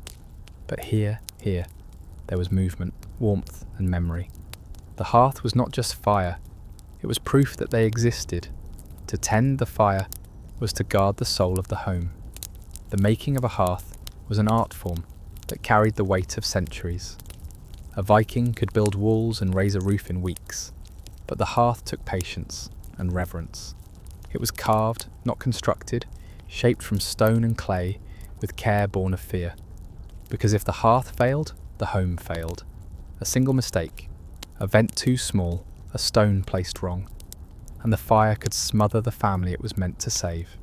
So they built it like a shrine, and they built it to last. The foundation of the hearth began with stone, heavy, dark, and chosen for its endurance. Granite, if the land offered it, basalt or river rock if not. The stones were placed in a circular bed at the exact centre of the Longhouse, where the floor was strongest and the roof above could release the smoke through its vent. Beneath the stones they layered sand, clay and ash, materials that absorbed heat without cracking. These were the lungs of the fire, breathing warmth upward, holding the memory of every flame. Once the pit was ready, they sealed the base with a layer of wet clay mixed with straw or crushed shells.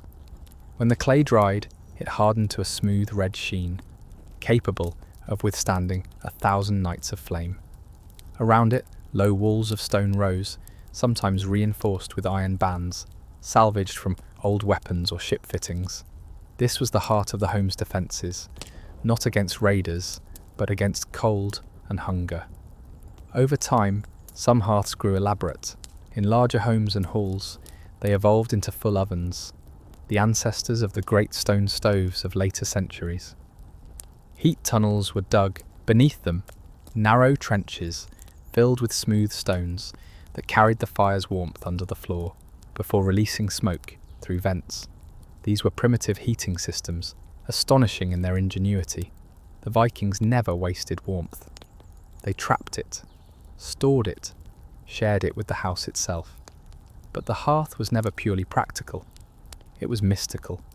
Before the first fire was lit, the builder would often make an offering, a pinch of salt, a few drops of mead, or a small carving of a horse or bird, symbols of endurance and flight.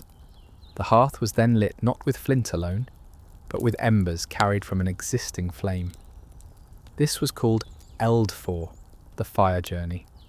To bring a coal from an old hearth to a new one meant that the spirit of the home, its lineage of warmth, was being passed forward. Families guarded those embers as fiercely as treasure, carrying them in clay pots through storms and sea. When the fire caught, the whole household fell silent. The eldest would speak the words, "Live and let us live." And for the Vikings, that was not poetry. It was survival. The first breath of smoke that rose through the vent was their signal to the gods. We are still here. From that day onward, the hearth demanded constant attention. The flames could never be allowed to die completely. Even in sleep, one eye stayed open for the dim red glow. To wake and find it cold was to wake in a world abandoned. Life in the north revolved around the fire like planets around a sun. The hearth was more than the centre of the home. It was the centre of thought, the stage upon which the human story unfolded. Everything happened in its glow. Meals, healing, birth, storytelling, even judgment. Its smoke darkened the beams above and left a scent that no wind could erase. Every Viking carried that scent in their clothes and hair, the perfume of survival, the memory of warmth. Each evening, as darkness pressed against the walls, families gathered close. The eldest sat nearest the fire, where the heat was strongest and the light softest. The youngest clustered beside them, eyes reflecting the gold of the flames. The women worked in the shadows, stirring pots that hissed and bubbled, weaving by the flicker of light that danced upon their hands. The men repaired tools, carved wood, or simply sat, listening. The crackle of fire filled the pauses between words. Conversation in those hours was not hurried, it was rhythmic, as if the whole household spoke in time, with the slow breathing of the flame. It was here that stories were born. Saga and song, myth and memory, all began beside the hearth. The Vikings did not write their stories, they lived them aloud. The fire made those tales real. When someone spoke of Thor's hammer, sparks from the logs flew upward like fragments of lightning. When they whispered of sea spirits and frost giants, the shadows on the wall seemed to take shape, moving, breathing, listening. To tell a story by the fire was to speak directly to the gods. Every flicker of flame was an audience of its own. The hearth was also their table.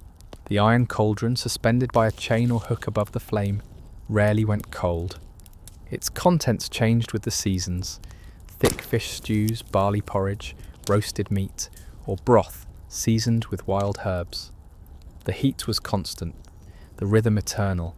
Simmer, stir, serve. In a place where the outside world offered only scarcity, the smell of cooking was a declaration of defiance. It told the cold, "You will not have us tonight." Even their medicine came from the hearth. Ashes were mixed with animal fat to make salves for wounds. Soot was used to clean teeth and calm infections. Herbs were hung above the fire to dry, their smoke said to drive out sickness. Women knew how to read the behaviour of flame. A sudden hiss could mean damp wood, or it could mean a change in the weather. The hearth was their oracle, but the fire also revealed something deeper, a mirror of the soul. A bright, steady flame meant peace in the household. A smoky, erratic one meant discord. The Vikings read their fires the way sailors read the sea. When the logs burned clean and the air shimmered golden, it meant the gods were content. When the fire sputtered, they whispered apologies and fed it with fresh wood, careful not to anger it. For in their eyes, fire had moods, memory, and will. It burned with them, it breathed with them, and when all else failed, when the walls moaned and the wind howled, it reminded them of who they were, the people who dared to keep a piece of the sun alive through the longest night. When the Vikings spoke of eternity, they did not look to the stars. They looked to the fire. To them, the hearth was the only thing that truly bridged worlds, the living, the dead, and the divine. Its smoke climbed through the smoke hole like a soul ascending, carrying the words of the living into the cold sky. Its embers glowed like the eyes of the ancestors, watching from the other side of the flame. The hearth was not only a symbol of life, it was a mirror of death, the eternal cycle of burning, cooling, and rekindling. At the end of each day, when silence settled across the Longhouse, someone, often the matron of the home, would kneel by the fire and put it to sleep. She stirred the coals gently, covered them with ash, and whispered a small prayer: "Rest and wake with us." The act was simple but holy, for the Vikings believed that the fire shared their breath, and if it was treated with care, it would keep watch through the night. They feared leaving it untended, not because it might die, but because it might wander. A neglected fire, they said, grew restless and sought company elsewhere, burning its way into the walls or slipping into dreams. Fire guarded the home, but it also judged it. A flame that refused to light was a warning. It meant the house carried an unspoken wrong, a lie, a theft, or a broken oath. The Vikings understood this in their bones. They might confess aloud, beside the fire, not to one another, but to the element itself, asking forgiveness. Then when the flame finally caught and burned clean, they knew the house had been absolved.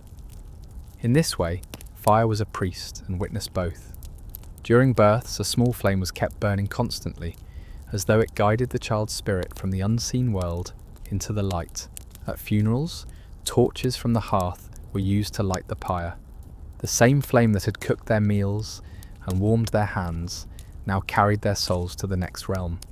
It was believed that a person who died far from home would not find peace until a coal from their family hearth was placed upon their grave. Fire was not just warmth, it was identity. When warriors left for sea, their wives would tend the hearth like a heartbeat.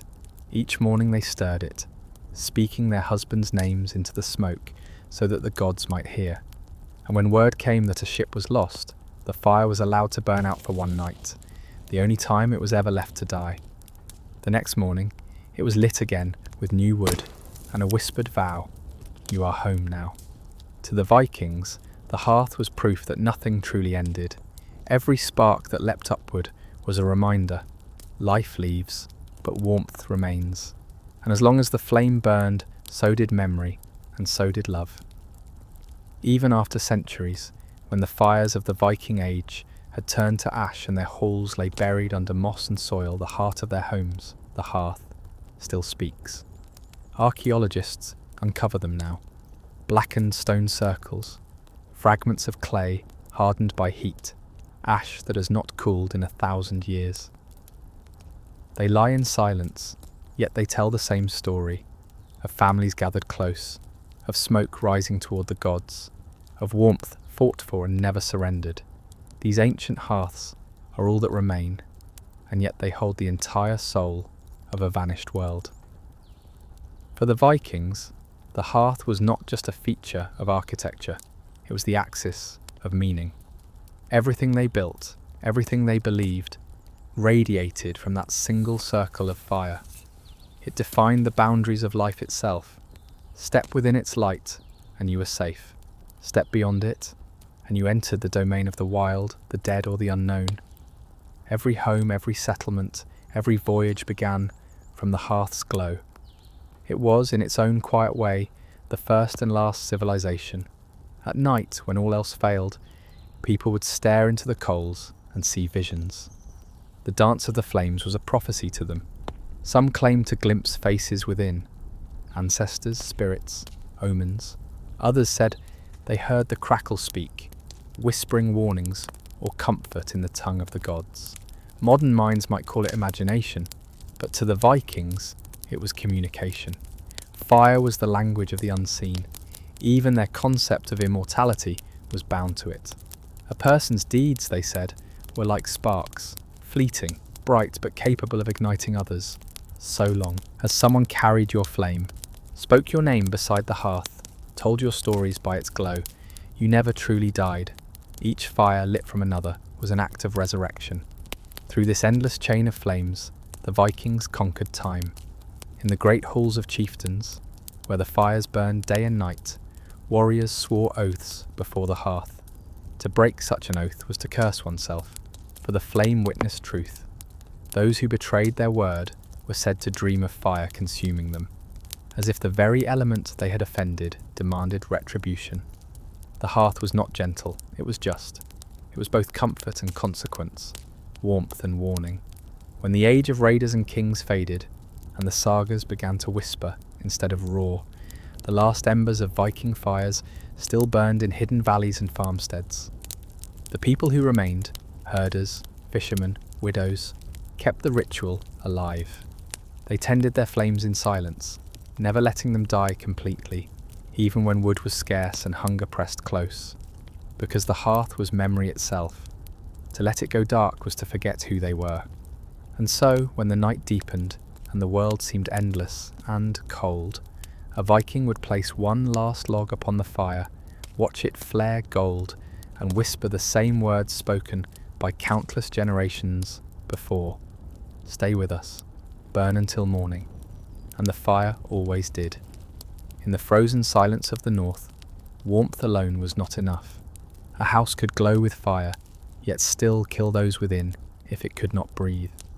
The Vikings understood this truth, as well as they understood the weight of a sword. Their homes were sealed tight against the wind, packed with moss, clay and turf, perfect to trap heat, but just as perfect to trap poison.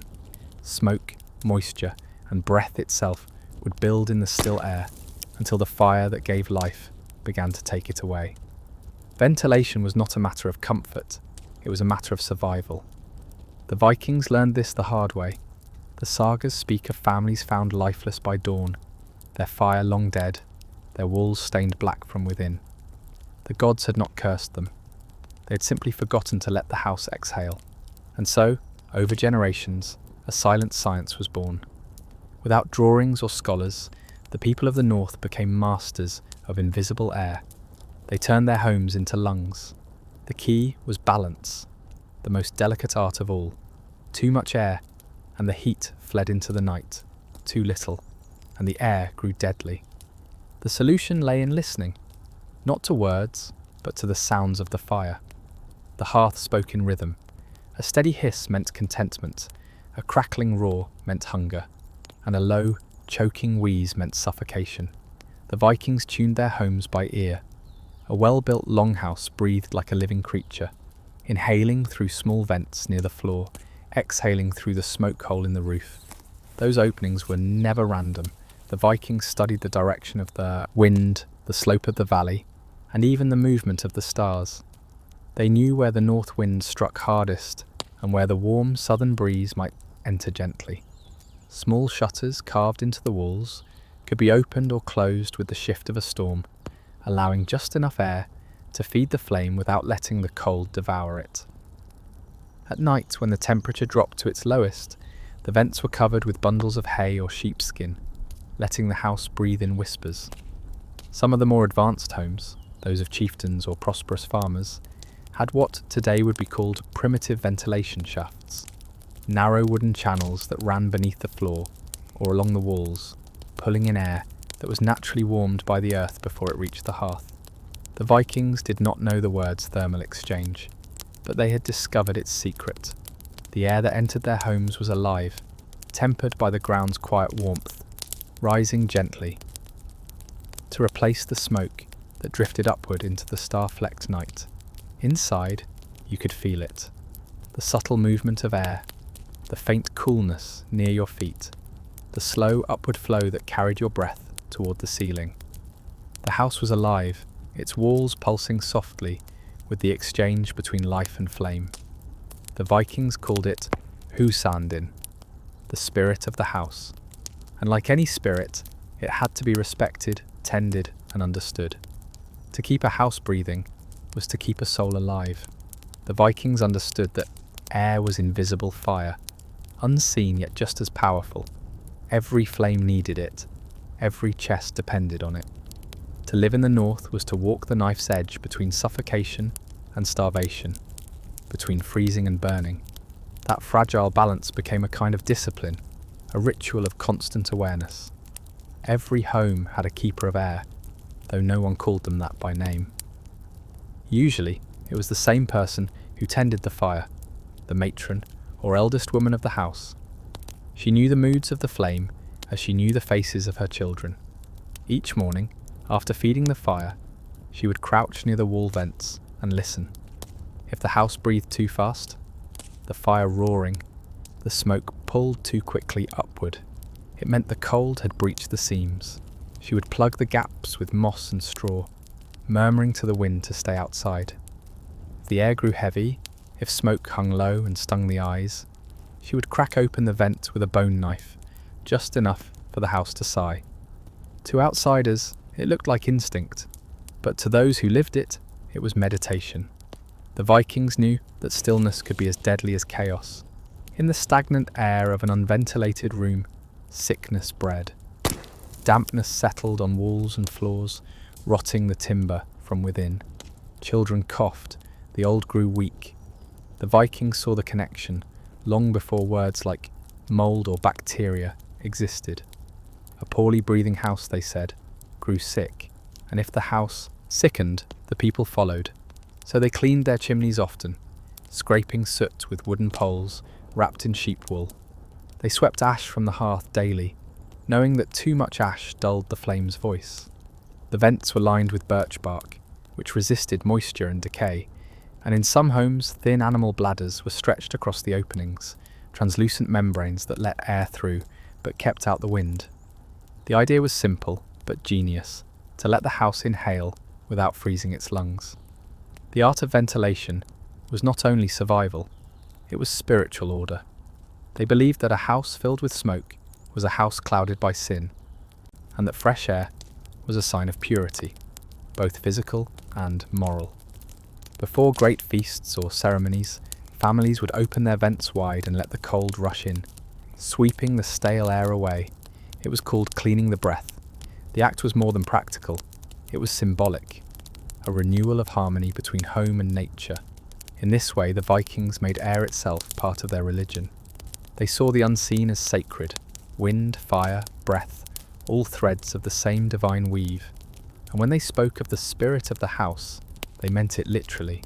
They felt its presence in the warmth that lingered, in the draft that whispered across the skin, in the steady rhythm of smoke rising through the rafters. Their homes did not just contain life, they breathed it. The Viking home, though dim and smoky to modern eyes, was a carefully orchestrated balance of air and shadow. The interplay between fire, smoke and breath shaped every rhythm of daily life. To survive in that world was to live within an organism made of wood, moss and wind, a being that inhaled and exhaled in harmony with its inhabitants. In the mornings, the first thing anyone noticed was the scent. Sharp smoke mingled with the sweetness of pine and dried hay. The roof beams glowed faintly in the half-light, silvered by decades of soot. The air was never still. It moved in quiet spirals, rising from the hearth, circling through the rafters, and escaping through the smoke hole like a prayer too shy to speak. When the breeze outside shifted, the pattern changed. The flame flickered, the smoke twisted sideways, and the house seemed to breathe differently. The Vikings read these movements like signs. A gust from the north meant a storm within days. A soft drift from the south meant thaw. Their homes were their barometers, their teachers of patience. Light, too, was part of the air's mystery. The Vikings had little glass and fewer candles, so they relied on the natural play of flame and smoke. A small gap in the roof could become a cathedral of gold when sunlight filtered through it. Dust motes and embers floated together in the same beam, turning the dim interior into something almost sacred. The people said those golden columns were where God stepped in to listen, brief bridges between heaven and home. Children would stretch their hands into them, giggling. Watching the dust swirl like spirits, every activity followed the breath of the house. Cooking required the right pull of air, enough to feed the flame without letting sparks scatter. Weaving and carving were done near the vents, where the light was clearer and the air fresher. Sleep was taken on the raised platforms furthest from the vents, where the warmth collected. Even the animals inside the longhouse, the goats, the oxen, the sheep, were part of this breathing system. Their bodies gave off warmth and moisture, feeding the cycle of air that sustained the family. At night, when all had quieted and the fire sank to embers, the air changed again. The draught slowed, the smoke thinned to a single ribbon rising toward the stars. In that silence, the Vikings believed the house spoke in whispers, the timbers creaking softly, the straw rustling as if stirred by invisible hands. It was said that one could hear the voices of the dead in those sounds, carrying on the final sighs of smoke leaving through the roof. The ancestors, they believed, travelled that same path, from fire to air to sky. To a Viking, every breath within the house was sacred, because it was shared. The same air that fed the fire also fed the lungs of their children, their animals, their gods. To pollute that breath was unthinkable. Clean air was an honour. Dirty air was shameful. So when a family rebuilt or moved to a new home, they carried not just their embers, but a skin of air, a pouch or jar that had held the breath of the old house. They would open it in the new dwelling as the fire took its first spark, releasing the spirit of their past into the space. The house would exhale, and they would know it was alive. To the Vikings, breath was more than the rhythm of life. It was life. They believed that when the gods created the first humans, Ask and Embla, they shaped them from trees but gave them souls through a single gift, earned the divine breath. From that moment, every exhalation was sacred. Air was not merely an element, it was the spirit of existence moving through all things, through lungs, through fire, through the great winds that swept across the seas. To live, then, was to share breath with the world itself. That belief infused every corner of the Viking home. When they spoke of Husandin, the spirit of the house, they meant it literally.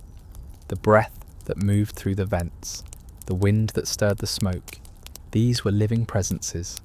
Each house had its own tone, its own rhythm of sighs and creaks, its own voice carried in draughts and flickering flame.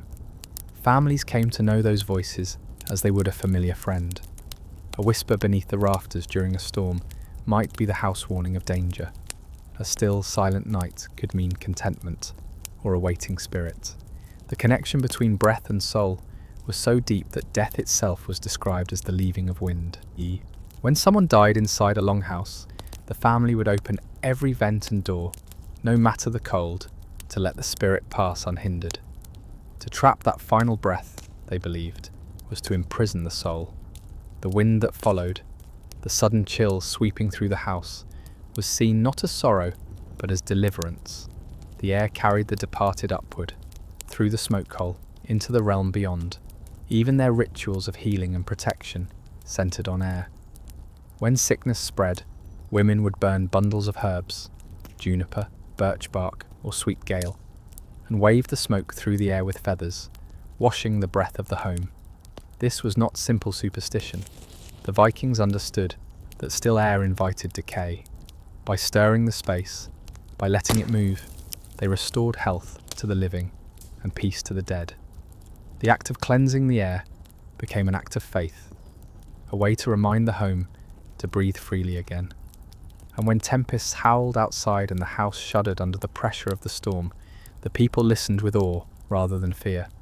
The roaring wind was not the enemy, it was the breath of the gods themselves, fierce, uncontainable, eternal. The Vikings believed that to hear the wind in its fury was to be reminded of one's place in creation, small but alive, fragile yet burning with divine spark. In the stillness that followed such storms, when the air turned clear and sharp as glass, they felt closer to their gods than at any feast or prayer. To inhale that cold breath was to take in the proof of survival. Each lungful said the same thing: we are still here. For the Vikings, that was the truest kind of worship. They didn't need temples of gold or chants in marble halls. They needed only the sacred act of breathing. Together, beside the fire, in a home that lived and exhaled with them. When the winds of the north fell quiet, and the stars returned to their patient vigil, a Viking home at rest seemed to hold its breath. Inside, the embers glowed low, casting faint red veins of light across the rafters. The people slept in stillness, but the house did not. It breathed softly, invisibly, through its vents and smoke hole, its living spirit keeping vigil through the night. To anyone standing outside, the faint rise of smoke against the moonlight looked like the soul of the home itself, steady and unbroken after another day of survival. That breath, the balance between fire and frost, light and darkness, was the essence of Viking wisdom. They lived in a land where nature ruled by extremes, scorching fire or frozen silence, roaring wind or suffocating stillness. And yet, within that chaos, they had learned harmony. Their mastery of air was not technological genius. It was intuition made sacred. They did not measure air by pressure or temperature. They felt it, listened to it, communed with it as they would a god. The air that moved through their homes carried more than warmth. It carried meaning. They believed that every dwelling held a soul born of three elements: earth from the floor, fire from the hearth, and air from the unseen spaces between. These three were bound together by the fourth, water, which hung in the air as breath and mist. Together they formed the body of the home, and to disturb any one of them was to bring imbalance. A cracked vent, a smothered fire, or a rotting floor, each was a wound, a sign that the spirit of the house was suffering. Repairing it was more than maintenance, it was healing. The breath of the house was also the breath of the people. In their language and their hearts, there was no difference between und, spirit, and andadrata, breathing. Every inhale was a renewal of life, every exhale an offering to the world. To breathe beside the fire, surrounded by family, while the wind howled outside, was to participate in the oldest ritual there was, the exchange between man and cosmos. At times, when a storm raged for days and the vents moaned under the pressure, the people would sit in silence, listening. They said it was the gods testing the courage of their homes. The brave houses sang through the wind, the weak ones fell. And when at last the storm broke and the air returned calm and clean, the survivors would step outside, inhale deeply, and give thanks. The first breath after a storm was a sacrament, cold, clear, alive. That single breath was enough. It told them that the walls had held, the roof had endured, and the fire still burned. It meant that the spirit of the house had survived yet again, that invisible guardian made of warmth and air and ancient will. So they would bow their heads, whisper a word of gratitude to the unseen wind, and return inside. The door closed softly, the vents sighed, and the cycle began anew. The slow, eternal breathing of home and heart together. For the Vikings, to breathe was to live, and to build a home that breathed was to make life itself eternal. In the far north, light was a treasure more precious than gold. For half the year, it seemed to vanish, swallowed by endless winter nights, where even the sun forgot its path. Those who lived through it learned not just to survive without light, but to create it. For the Vikings, illumination was not merely physical, it was spiritual, defiant.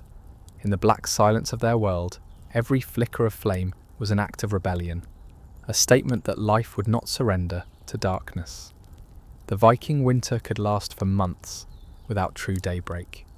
The sun, when it appeared, hung low like a dying ember on the horizon, casting only enough light to reveal the snow's cruelty. In such a world, humans became creatures of shadow. But the Vikings refused to live blind.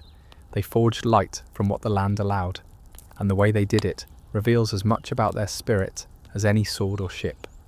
The heart of their brightness came from fire, but not the wild flames of open pyres. Indoors, light had to be tamed, shaped. The most common lamp was the lysing, a small bowl carved from soapstone or forged from bronze. It held animal fat or fish oil, thick, pungent and sustaining. A twisted strip of wool or moss served as a wick. When lit, the flame burned low and steady, releasing a faint crackle and a smell that clung to every wall. In that smoke and shimmer, the Vikings saw beauty, not the sterile white of daylight, but the deep gold of endurance. They positioned these lamps with strategy born of experience. Light was directed to where it mattered most: the hearth, the workbench, the sleeping platform. The shadows that remained were not an accident. They were part of the design, like the pauses in a song. In Viking eyes, shadow was not the absence of light, but its companion.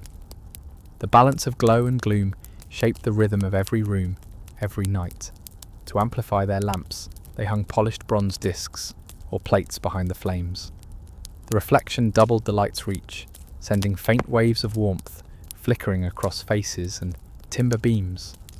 In the richest halls, warriors' helmets, polished shields, and even gold jewellery were placed where the light could strike them, not for vanity, but for brightness. The fire turned every surface into a mirror of survival. When night fell completely, families would gather and feed the lamps like living things, trimming wicks, topping up oil, whispering to the flame as though it could understand. Children were warned never to let a lamp die without lighting another from it. Extinguishing the last flame in a home was unthinkable, an omen of ruin. The Vikings believed each light carried a piece of the household's soul, and if it went out, the spirits would wander. So they passed the flame carefully from lamp to lamp, a glowing chain of continuity. Outside, the world slept in ice and silence. But inside, the golden glow moved like a heartbeat, a small stubborn sun that refused to die. When the long nights deepened and the stars hung unmoving above the frozen fields, light became more than a tool. It became memory. The Vikings gathered around the small trembling lamps as if they were relics of the sun itself, fragments of summer preserved by human hands. In those hours when the horizon vanished and the wind prowled outside like a beast, the glow of fire and oil became a sanctuary for the spirit. The flicker of light was life made visible. It drew the line between chaos and home, between the world of men and the world of ghosts. The Vikings knew that beyond the circle of brightness, shadows held eyes. Wolves, spirits, the cold itself. But within that fragile halo of gold, humanity endured. They believed that as long as one flame burned, the darkness could not claim their souls. Light guided not only their hands, but their hearts. Every story ever told in the north began in the dim orange flicker of flame. The sagas were born in that in half-light, not on parchment, but in the space between faces, glowing and fading as the fire breathed. The light made the stories feel alive. When a storyteller spoke of the god Freya, the god of sunlight and harvest, the lamp's glow seemed to answer. When he spoke of Hel's frozen realm, the shadows around the room deepened, as though listening. For the Vikings, storytelling was illumination. They believed that words themselves carried light, that a tale, spoken aloud in darkness, could guide the soul just as a flame guided the hand. Children would drift asleep by the fire's glow, hearing of giants frozen in glaciers, of heroes crossing seas of black water, of dawn returning after 100 nights. These weren't just tales, they were promises. Promises that the sun would rise again. Their rituals reflected this faith in light. During Jol, the winter solstice festival, every home rekindled its hearth fire using embers preserved from the old year. Torches were lit and carried in procession through the village, a river of flame cutting through the dark. It symbolized rebirth, the triumph of warmth over winter. Families who had quarreled made peace beside the fire, for no feud was allowed to outlive the light. In these ceremonies, the lamp flame represented both body and soul, fragile, flickering, but alive against impossible odds. When a newborn entered the home, a lamp was lit for them and kept burning for 3 days, believed to protect the child from the cold breath of unseen spirits. When someone died, their lamp was extinguished only after the burial, so their soul could follow the last wisp of smoke into the next world. In a land where half the year was night, light was sacred because it hurt. It stung the eyes, burned the skin, made people weep, but they welcomed that pain. It meant the sun still remembered them, so they guarded every spark, every ember, every oil-soaked wick, not just to see, but to believe. Because when light disappears, what truly dies first is hope. Light was never wasted in the north. Every shimmer, every reflection, every gleam that could be coaxed from the darkness was used. The Vikings didn't have glass windows or lanterns of crystal, but they had something just as valuable: ingenuity. In a world where sunlight was rare, they learned how to trap and multiply it, how to carve brightness from shadow. Their homes became instruments for catching light, designed with the same precision as their ships were for catching wind. The architecture of a Viking house was a study in illumination. The small openings cut into the southern wall were never random. They were positioned with exacting instinct, allowing the low winter sun to slip inside at just the right angle. When daylight returned, it was faint, crawling like liquid gold across the floor. But the Vikings treated that golden band like a guest. They built benches and tables where the light fell, working and eating in its company as long as it lasted. To waste sunlight was a sin against survival. Even when the sun vanished completely, they found ways to imitate its touch. The polished bronze dishes that hung on the walls by day served another purpose at night. They reflected the fire's glow, scattering it in soft ripples that danced across the wood. A single flame, placed carefully, could make a room feel twice as large. The Vikings understood light not as brightness, but as movement. It had to live, to breathe, to wander. So they placed their lamps where the flame's motion would play across carvings and faces, making the inanimate seem alive. In wealthier homes, walls were whitewashed with a thin layer of lime mixed with clay, catching and amplifying what little light existed. The effect was subtle, not brilliance, but diffusion. The room glowed gently, as if lit from within. This trick, centuries ahead of its time, softened the gloom and reflected firelight deep into the shadows. It was the architectural equivalent of hope, quiet, persistent, refusing to fade. But light in the Viking world wasn't only about seeing, it was about feeling. They understood its effect on the mind. The absence of light could unravel even the strongest will, eroding thought and memory. During the endless polar nights, when weeks passed without sunrise, despair stalked silently. The people fought it the only way they could, with flame. They fed their fires brighter, burned resinous pine that snapped and hissed, and kindled torches that filled the room with motion. Movement kept madness away. Some families created rituals around this. When the dark grew heavy, they would extinguish all lights in the house for a single heartbeat, plunging everyone into blackness. Then in unison, they'd relight the flames. The children laughed, the elders smiled, and for a moment, it felt like the sun had been reborn. It wasn't superstition, it was survival through ceremony. They had learned something eternal, that light was not just a thing one found, it was a thing one made, and in the darkest months, creation itself was the act that saved them. To the Vikings, light was not merely a gift, it was a presence. They spoke of it as if it had a will of its own, a spirit that moved between worlds. The first spark from flint, the golden ribbon of dawn on the fjord, the glow of burning pine pitch, all were signs that the divine still walked among them. They believed that every flame, no matter how small, carried a whisper of the god's breath, the same sacred fire that forged the stars. At the centre of this belief stood Sol, the sun goddess, the chariot rider whose journey across the sky was the most fragile and vital of all. Each morning she rose, fleeing from the wolf Shull, who sought to devour her and plunge the world into eternal night, and every evening she barely escaped, slipping beneath the edge of the world before dawn called her again. To the Vikings, this myth was not allegory. It was weather, life, and time itself. When the sky blazed orange for a few fleeting hours, they saw her victory. When winter consumed the horizon, they whispered prayers for her return. Their fires honoured her. A hearth flame that burned clean and bright was said to be blessed by Sol's favour, but a smoky, sputtering fire meant she had turned her face away. Women tending the hearth would sometimes touch the edge of the flame with a sprig of juniper or sweetgrass, murmuring, "For the sun's health."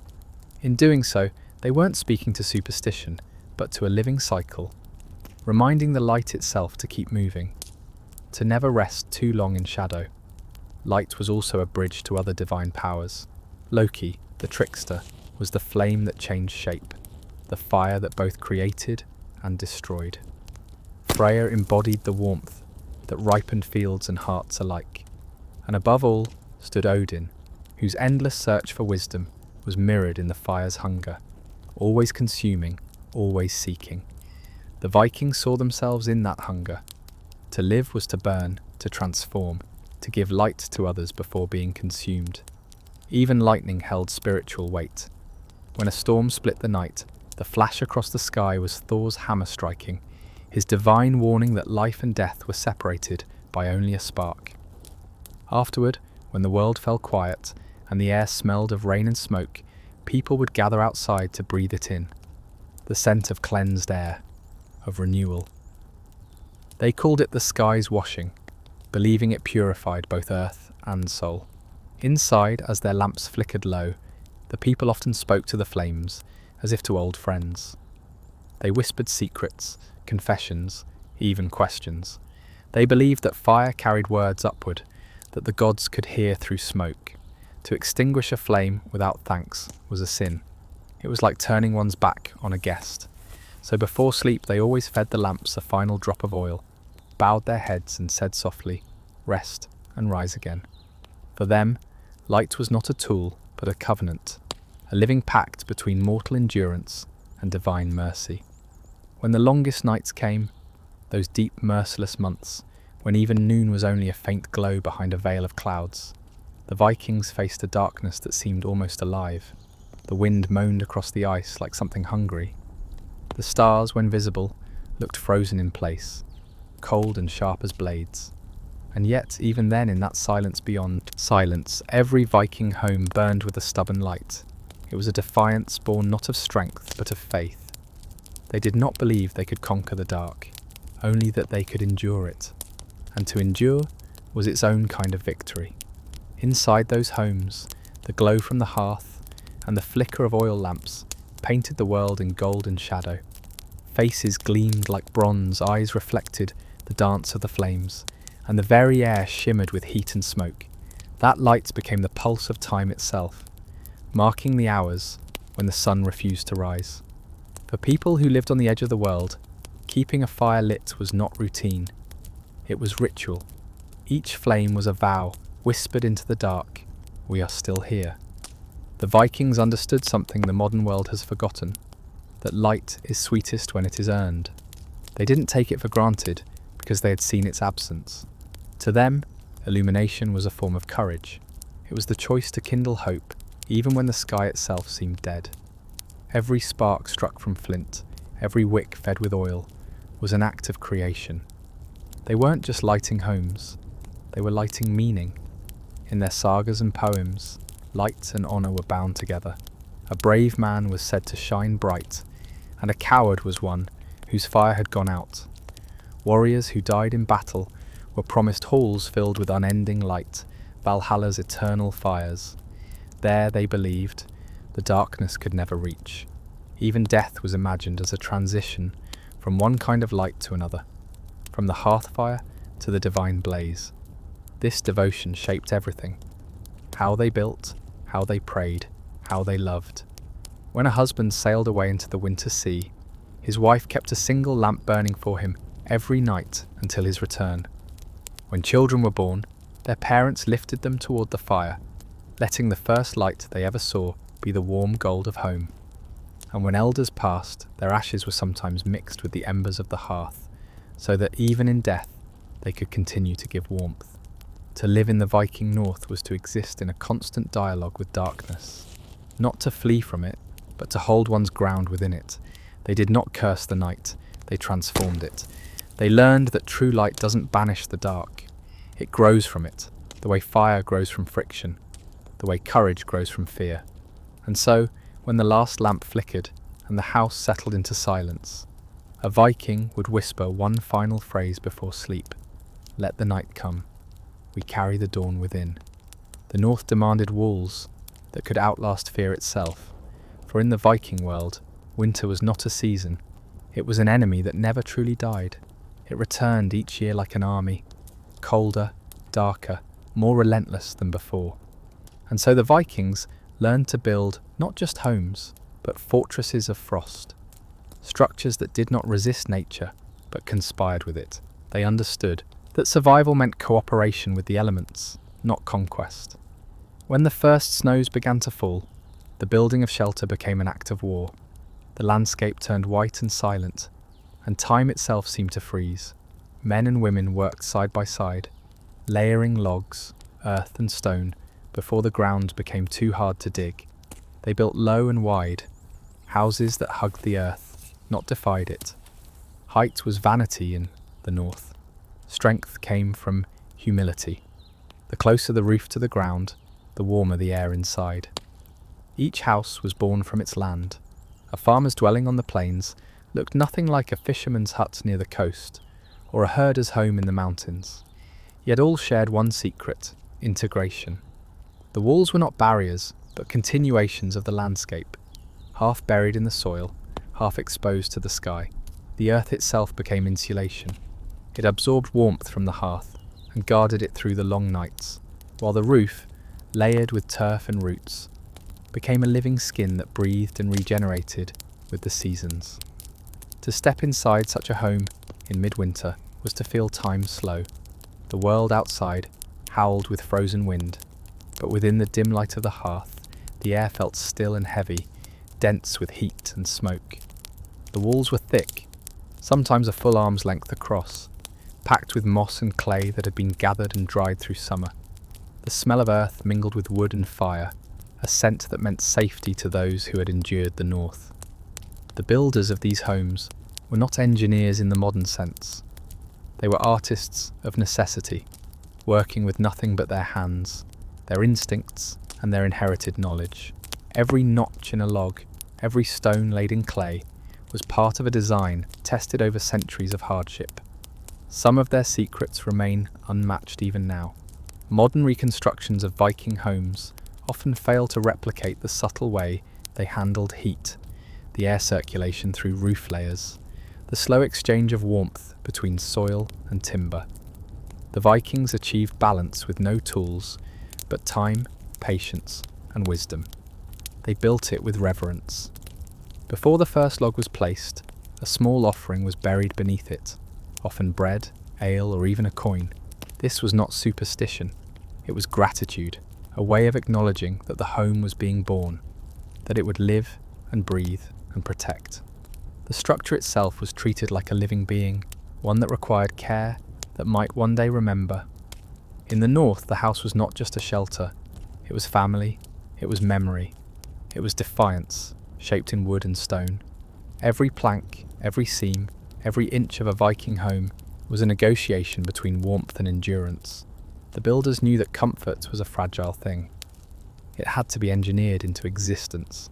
A house in the north did not forgive mistakes. One poorly sealed joint, one misplaced vent, and the frost would creep in like a thief, stealing sleep, breath, and life itself.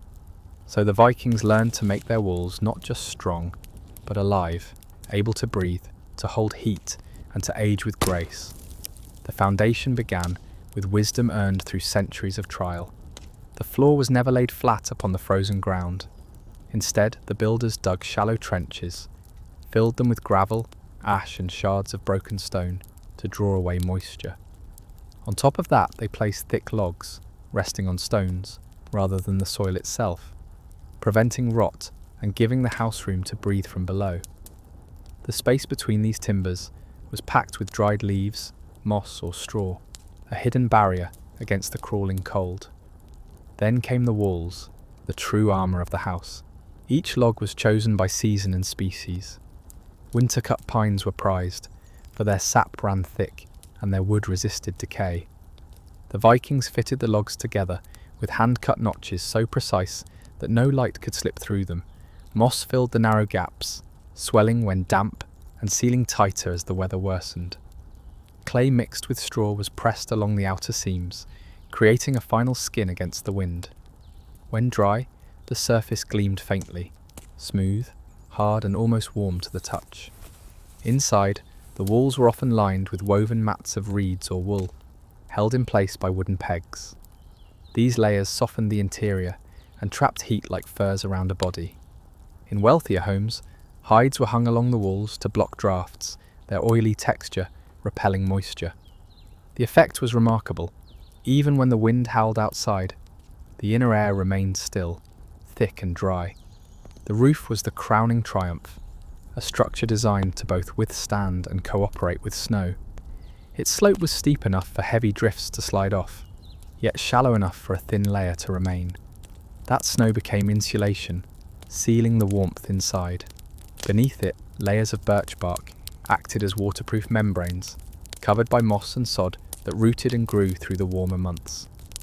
When spring came, the roofs turned green, blending the houses into the hillsides.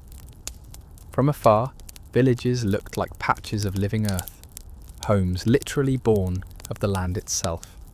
Yet their brilliance lay not only in strength, but in the unseen mathematics of heat. Viking builders positioned hearths and vents so that warm air rose to where people slept, on raised wooden platforms or in lofts under the roof. Cool air, heavier and damp, stayed near the floor. Every breath of wind that entered had a path to follow, and every bit of heat was trapped before it could flee. To modernise, these homes might seem primitive, but to step inside one in winter, to feel the weight of air that has been tamed by wood and flame, is to understand a truth the Vikings mastered long before blueprints existed. A good house does not fight nature, it makes peace with it. Across the vast northern world, no two Viking homes were ever quite the same. Each was shaped by the land that gave it birth, by wind, water, soil, and stone. The people who built them knew that survival depended on listening to the voice of the earth beneath their feet. They did not impose their will upon the land. They studied it, learned from it, and then built in harmony with it. In that sense, every Viking house was a map of its environment, a reflection of its landscape and its maker's understanding of nature's laws. In the mountains, where the air was thin and fierce winds howled down the slopes, the Vikings built deep. Their homes were half buried into the earth, their walls carved directly against stone or packed into the hillside itself. These earth houses were more like burrows than buildings, but they were warm, silent, and indestructible. Their entrances faced east or southeast to catch the first light of morning, and their roofs were weighed down with sod and rock so the gales could not lift them. Inside one could hear the mountain breathe, the groan of shifting ice, the whisper of snow falling against the outer walls, but the air inside stayed still, heavy with heat and the smell of pine resin. By the sea, life demanded flexibility. Coastal homes were built lighter and lower, their frames of driftwood lashed together with ropes of hemp and seal sinew. Salt air corroded everything, so the builders avoided metal nails whenever possible. The walls were lined with tarred cloth or seal hide to repel moisture, and the roofs were made from bundles of reeds or seagrass that shed rain and salt spray with ease. These homes were designed to move with the wind rather than resist it, to creak, to bend, to endure the endless rhythm of the sea. The sound of the waves became part of the architecture, a heartbeat beneath the roof. In the forests, where timber was plentiful and shadows ruled the ground, the homes grew tall and proud. They were built from straight pine logs darkened by smoke, their gables decorated with carved dragon heads that watched over the dwelling like guardians. The forest homes were works of quiet power, places where hunters and farmers returned from the frozen woods to warmth that smelled of moss, smoke and sap. The walls seemed to hum with life, as though the trees themselves still remembered the wind. Each region had its genius. Mountain dwellers mastered insulation, sealing their homes like sealed flasks of warmth. Coastal families perfected waterproofing, learning how to fight salt and spray. Forest builders understood resonance, how to make a home sing, with the right balance of sound, heat and air. Together, these styles formed the architecture of survival, a living vocabulary of adaptation passed down from one generation to the next. And though the designs differed, they shared a single truth. The land was both enemy and ally. To survive, a Viking had to build with it, not against it. A house that ignored the wind soon lost its roof. A wall that defied the sea soon crumbled to foam. But a home that bent, breathed and yielded, that was a home that endured. Their architecture was not a triumph of conquest, but of respect. It was how they said to the north, "We belong to you, and you to us." Inside a Viking home, warmth was only part of survival. Order was the rest. Every inch of space was deliberate, shaped by need and by memory. The interior of a longhouse was not designed for beauty or leisure. It was built to keep chaos out. The chaos of the cold, the dark and the wild. The longer one lived inside, the more the walls themselves seemed to speak of discipline, of quiet endurance, of a society that had learned to survive by balance, not by comfort. The centre of every home was the hearth, but the layout around it revealed something deeper, the Viking understanding of hierarchy and harmony. The hearth's flame marked the axis of life.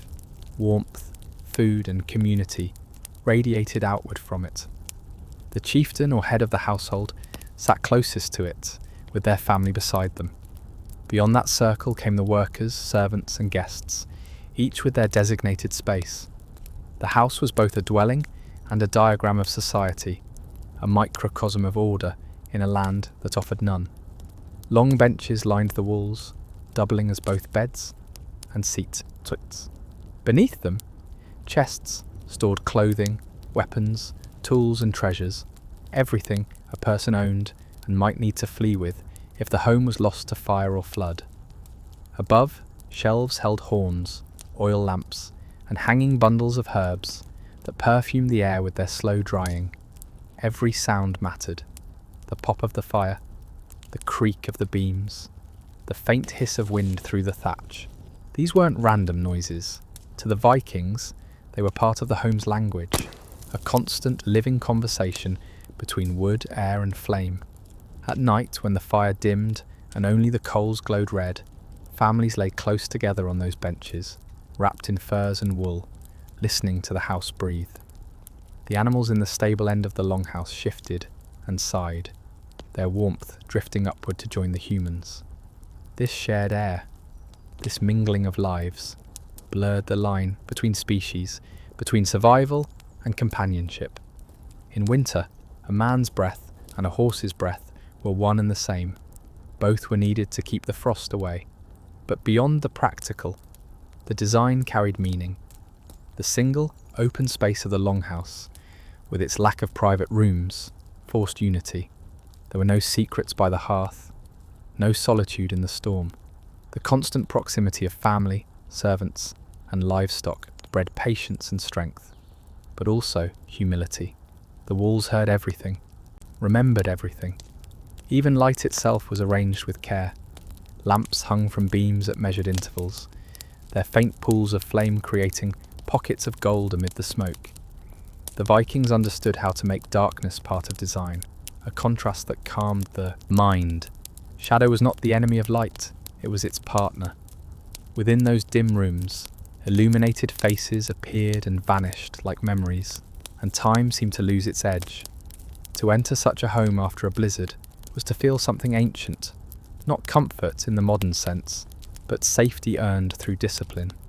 It was warmth that carried the scent of iron and smoke, the taste of ash and earth, the warmth of people who had fought the world and refused to fall. A Viking home was more than timber, clay and smoke. It was an identity carved into earth.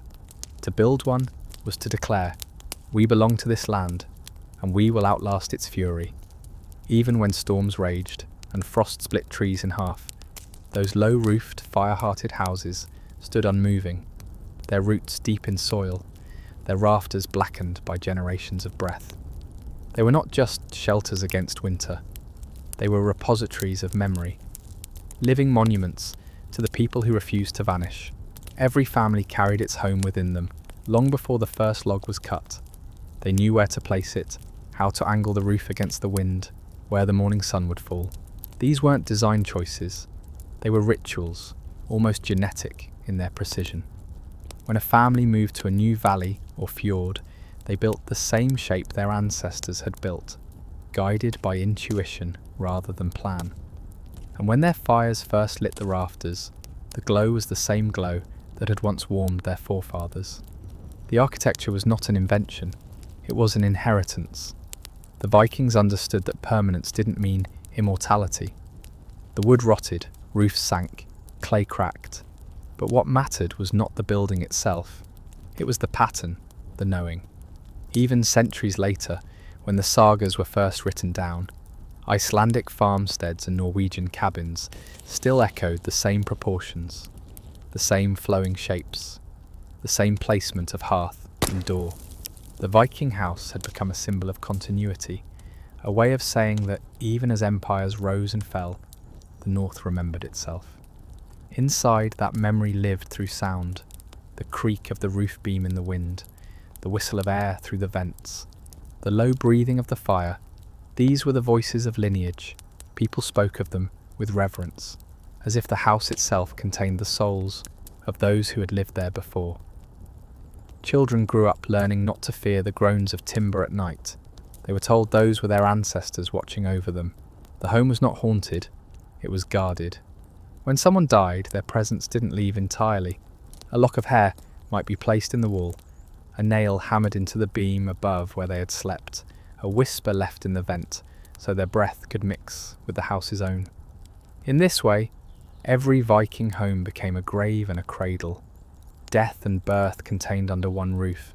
Even today, in the North's surviving farmhouses and sod huts, you can feel that same gravity, that sense that warmth, when truly earned, becomes sacred. Step inside and the silence feels thicker, almost aware. The air carries the memory of breath, the smell of ash, the faint echo of 1,000 winters endured.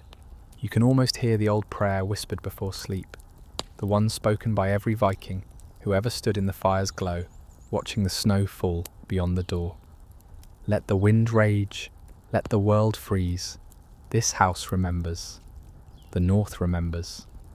Long after the storms have passed and the ice has melted from the fjords, the story of those who built warmth out of nothing still echoes across the frozen valleys. The Vikings endured winters that would have broken weaker souls. They did not wait for mercy. They made it with their hands, from wood, earth, and fire. Their homes were more than shelters. They were acts of faith in the human spirit, fortresses built not just to survive the cold, but to outlast despair itself. Each flame that burned behind a shuttered window was a declaration. We are still here. Every wall, sealed against the wind, was a quiet defiance of death, and every hearth that glowed through the night carried the breath of generations, from those who came before to those who had yet to be born. These were not luxuries, they were lifelines. When you look at their ruins now, the outlines of walls hidden beneath moss, the blackened stone circles of long-dead hearths, you see more than history. You see memory itself, frozen in place. You can almost hear the laughter of children under fur blankets, the hum of wind through the vents, the whisper of prayers spoken into the smoke. You can almost feel the warmth they fought for, a warmth that still lives in the bones of the North. The Vikings knew something we have forgotten, that comfort means nothing without struggle. Their mastery of survival was not born from knowledge, but from intimacy with the world around them. They listened to the wind, they studied the frost, they built with reverence for every grain of earth that kept them alive. And in doing so, they proved that humanity does not need abundance to thrive, only endurance, courage, and the will to build light where there is none. So the next time the wind howls outside your walls, remember them, the people who shaped their homes out of the breath of the earth and dared to call them warm. Remember that every roof above you, every ember that glows in your fireplace descends from that same ancient wisdom. The North gave them cruelty, and they returned it with creation.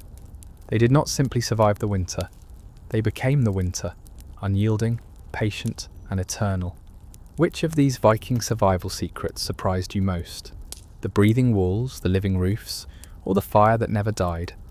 Let me know in the comments below, and tell me, which city or country are you watching from tonight? The North stories have reached far beyond its shores, and I'd like to know where its echoes find you. Don't forget to subscribe for more journeys into the frozen heart of history. Until next time, travellers, stay warm, stay watchful, and remember, the North never forgets those who endure it.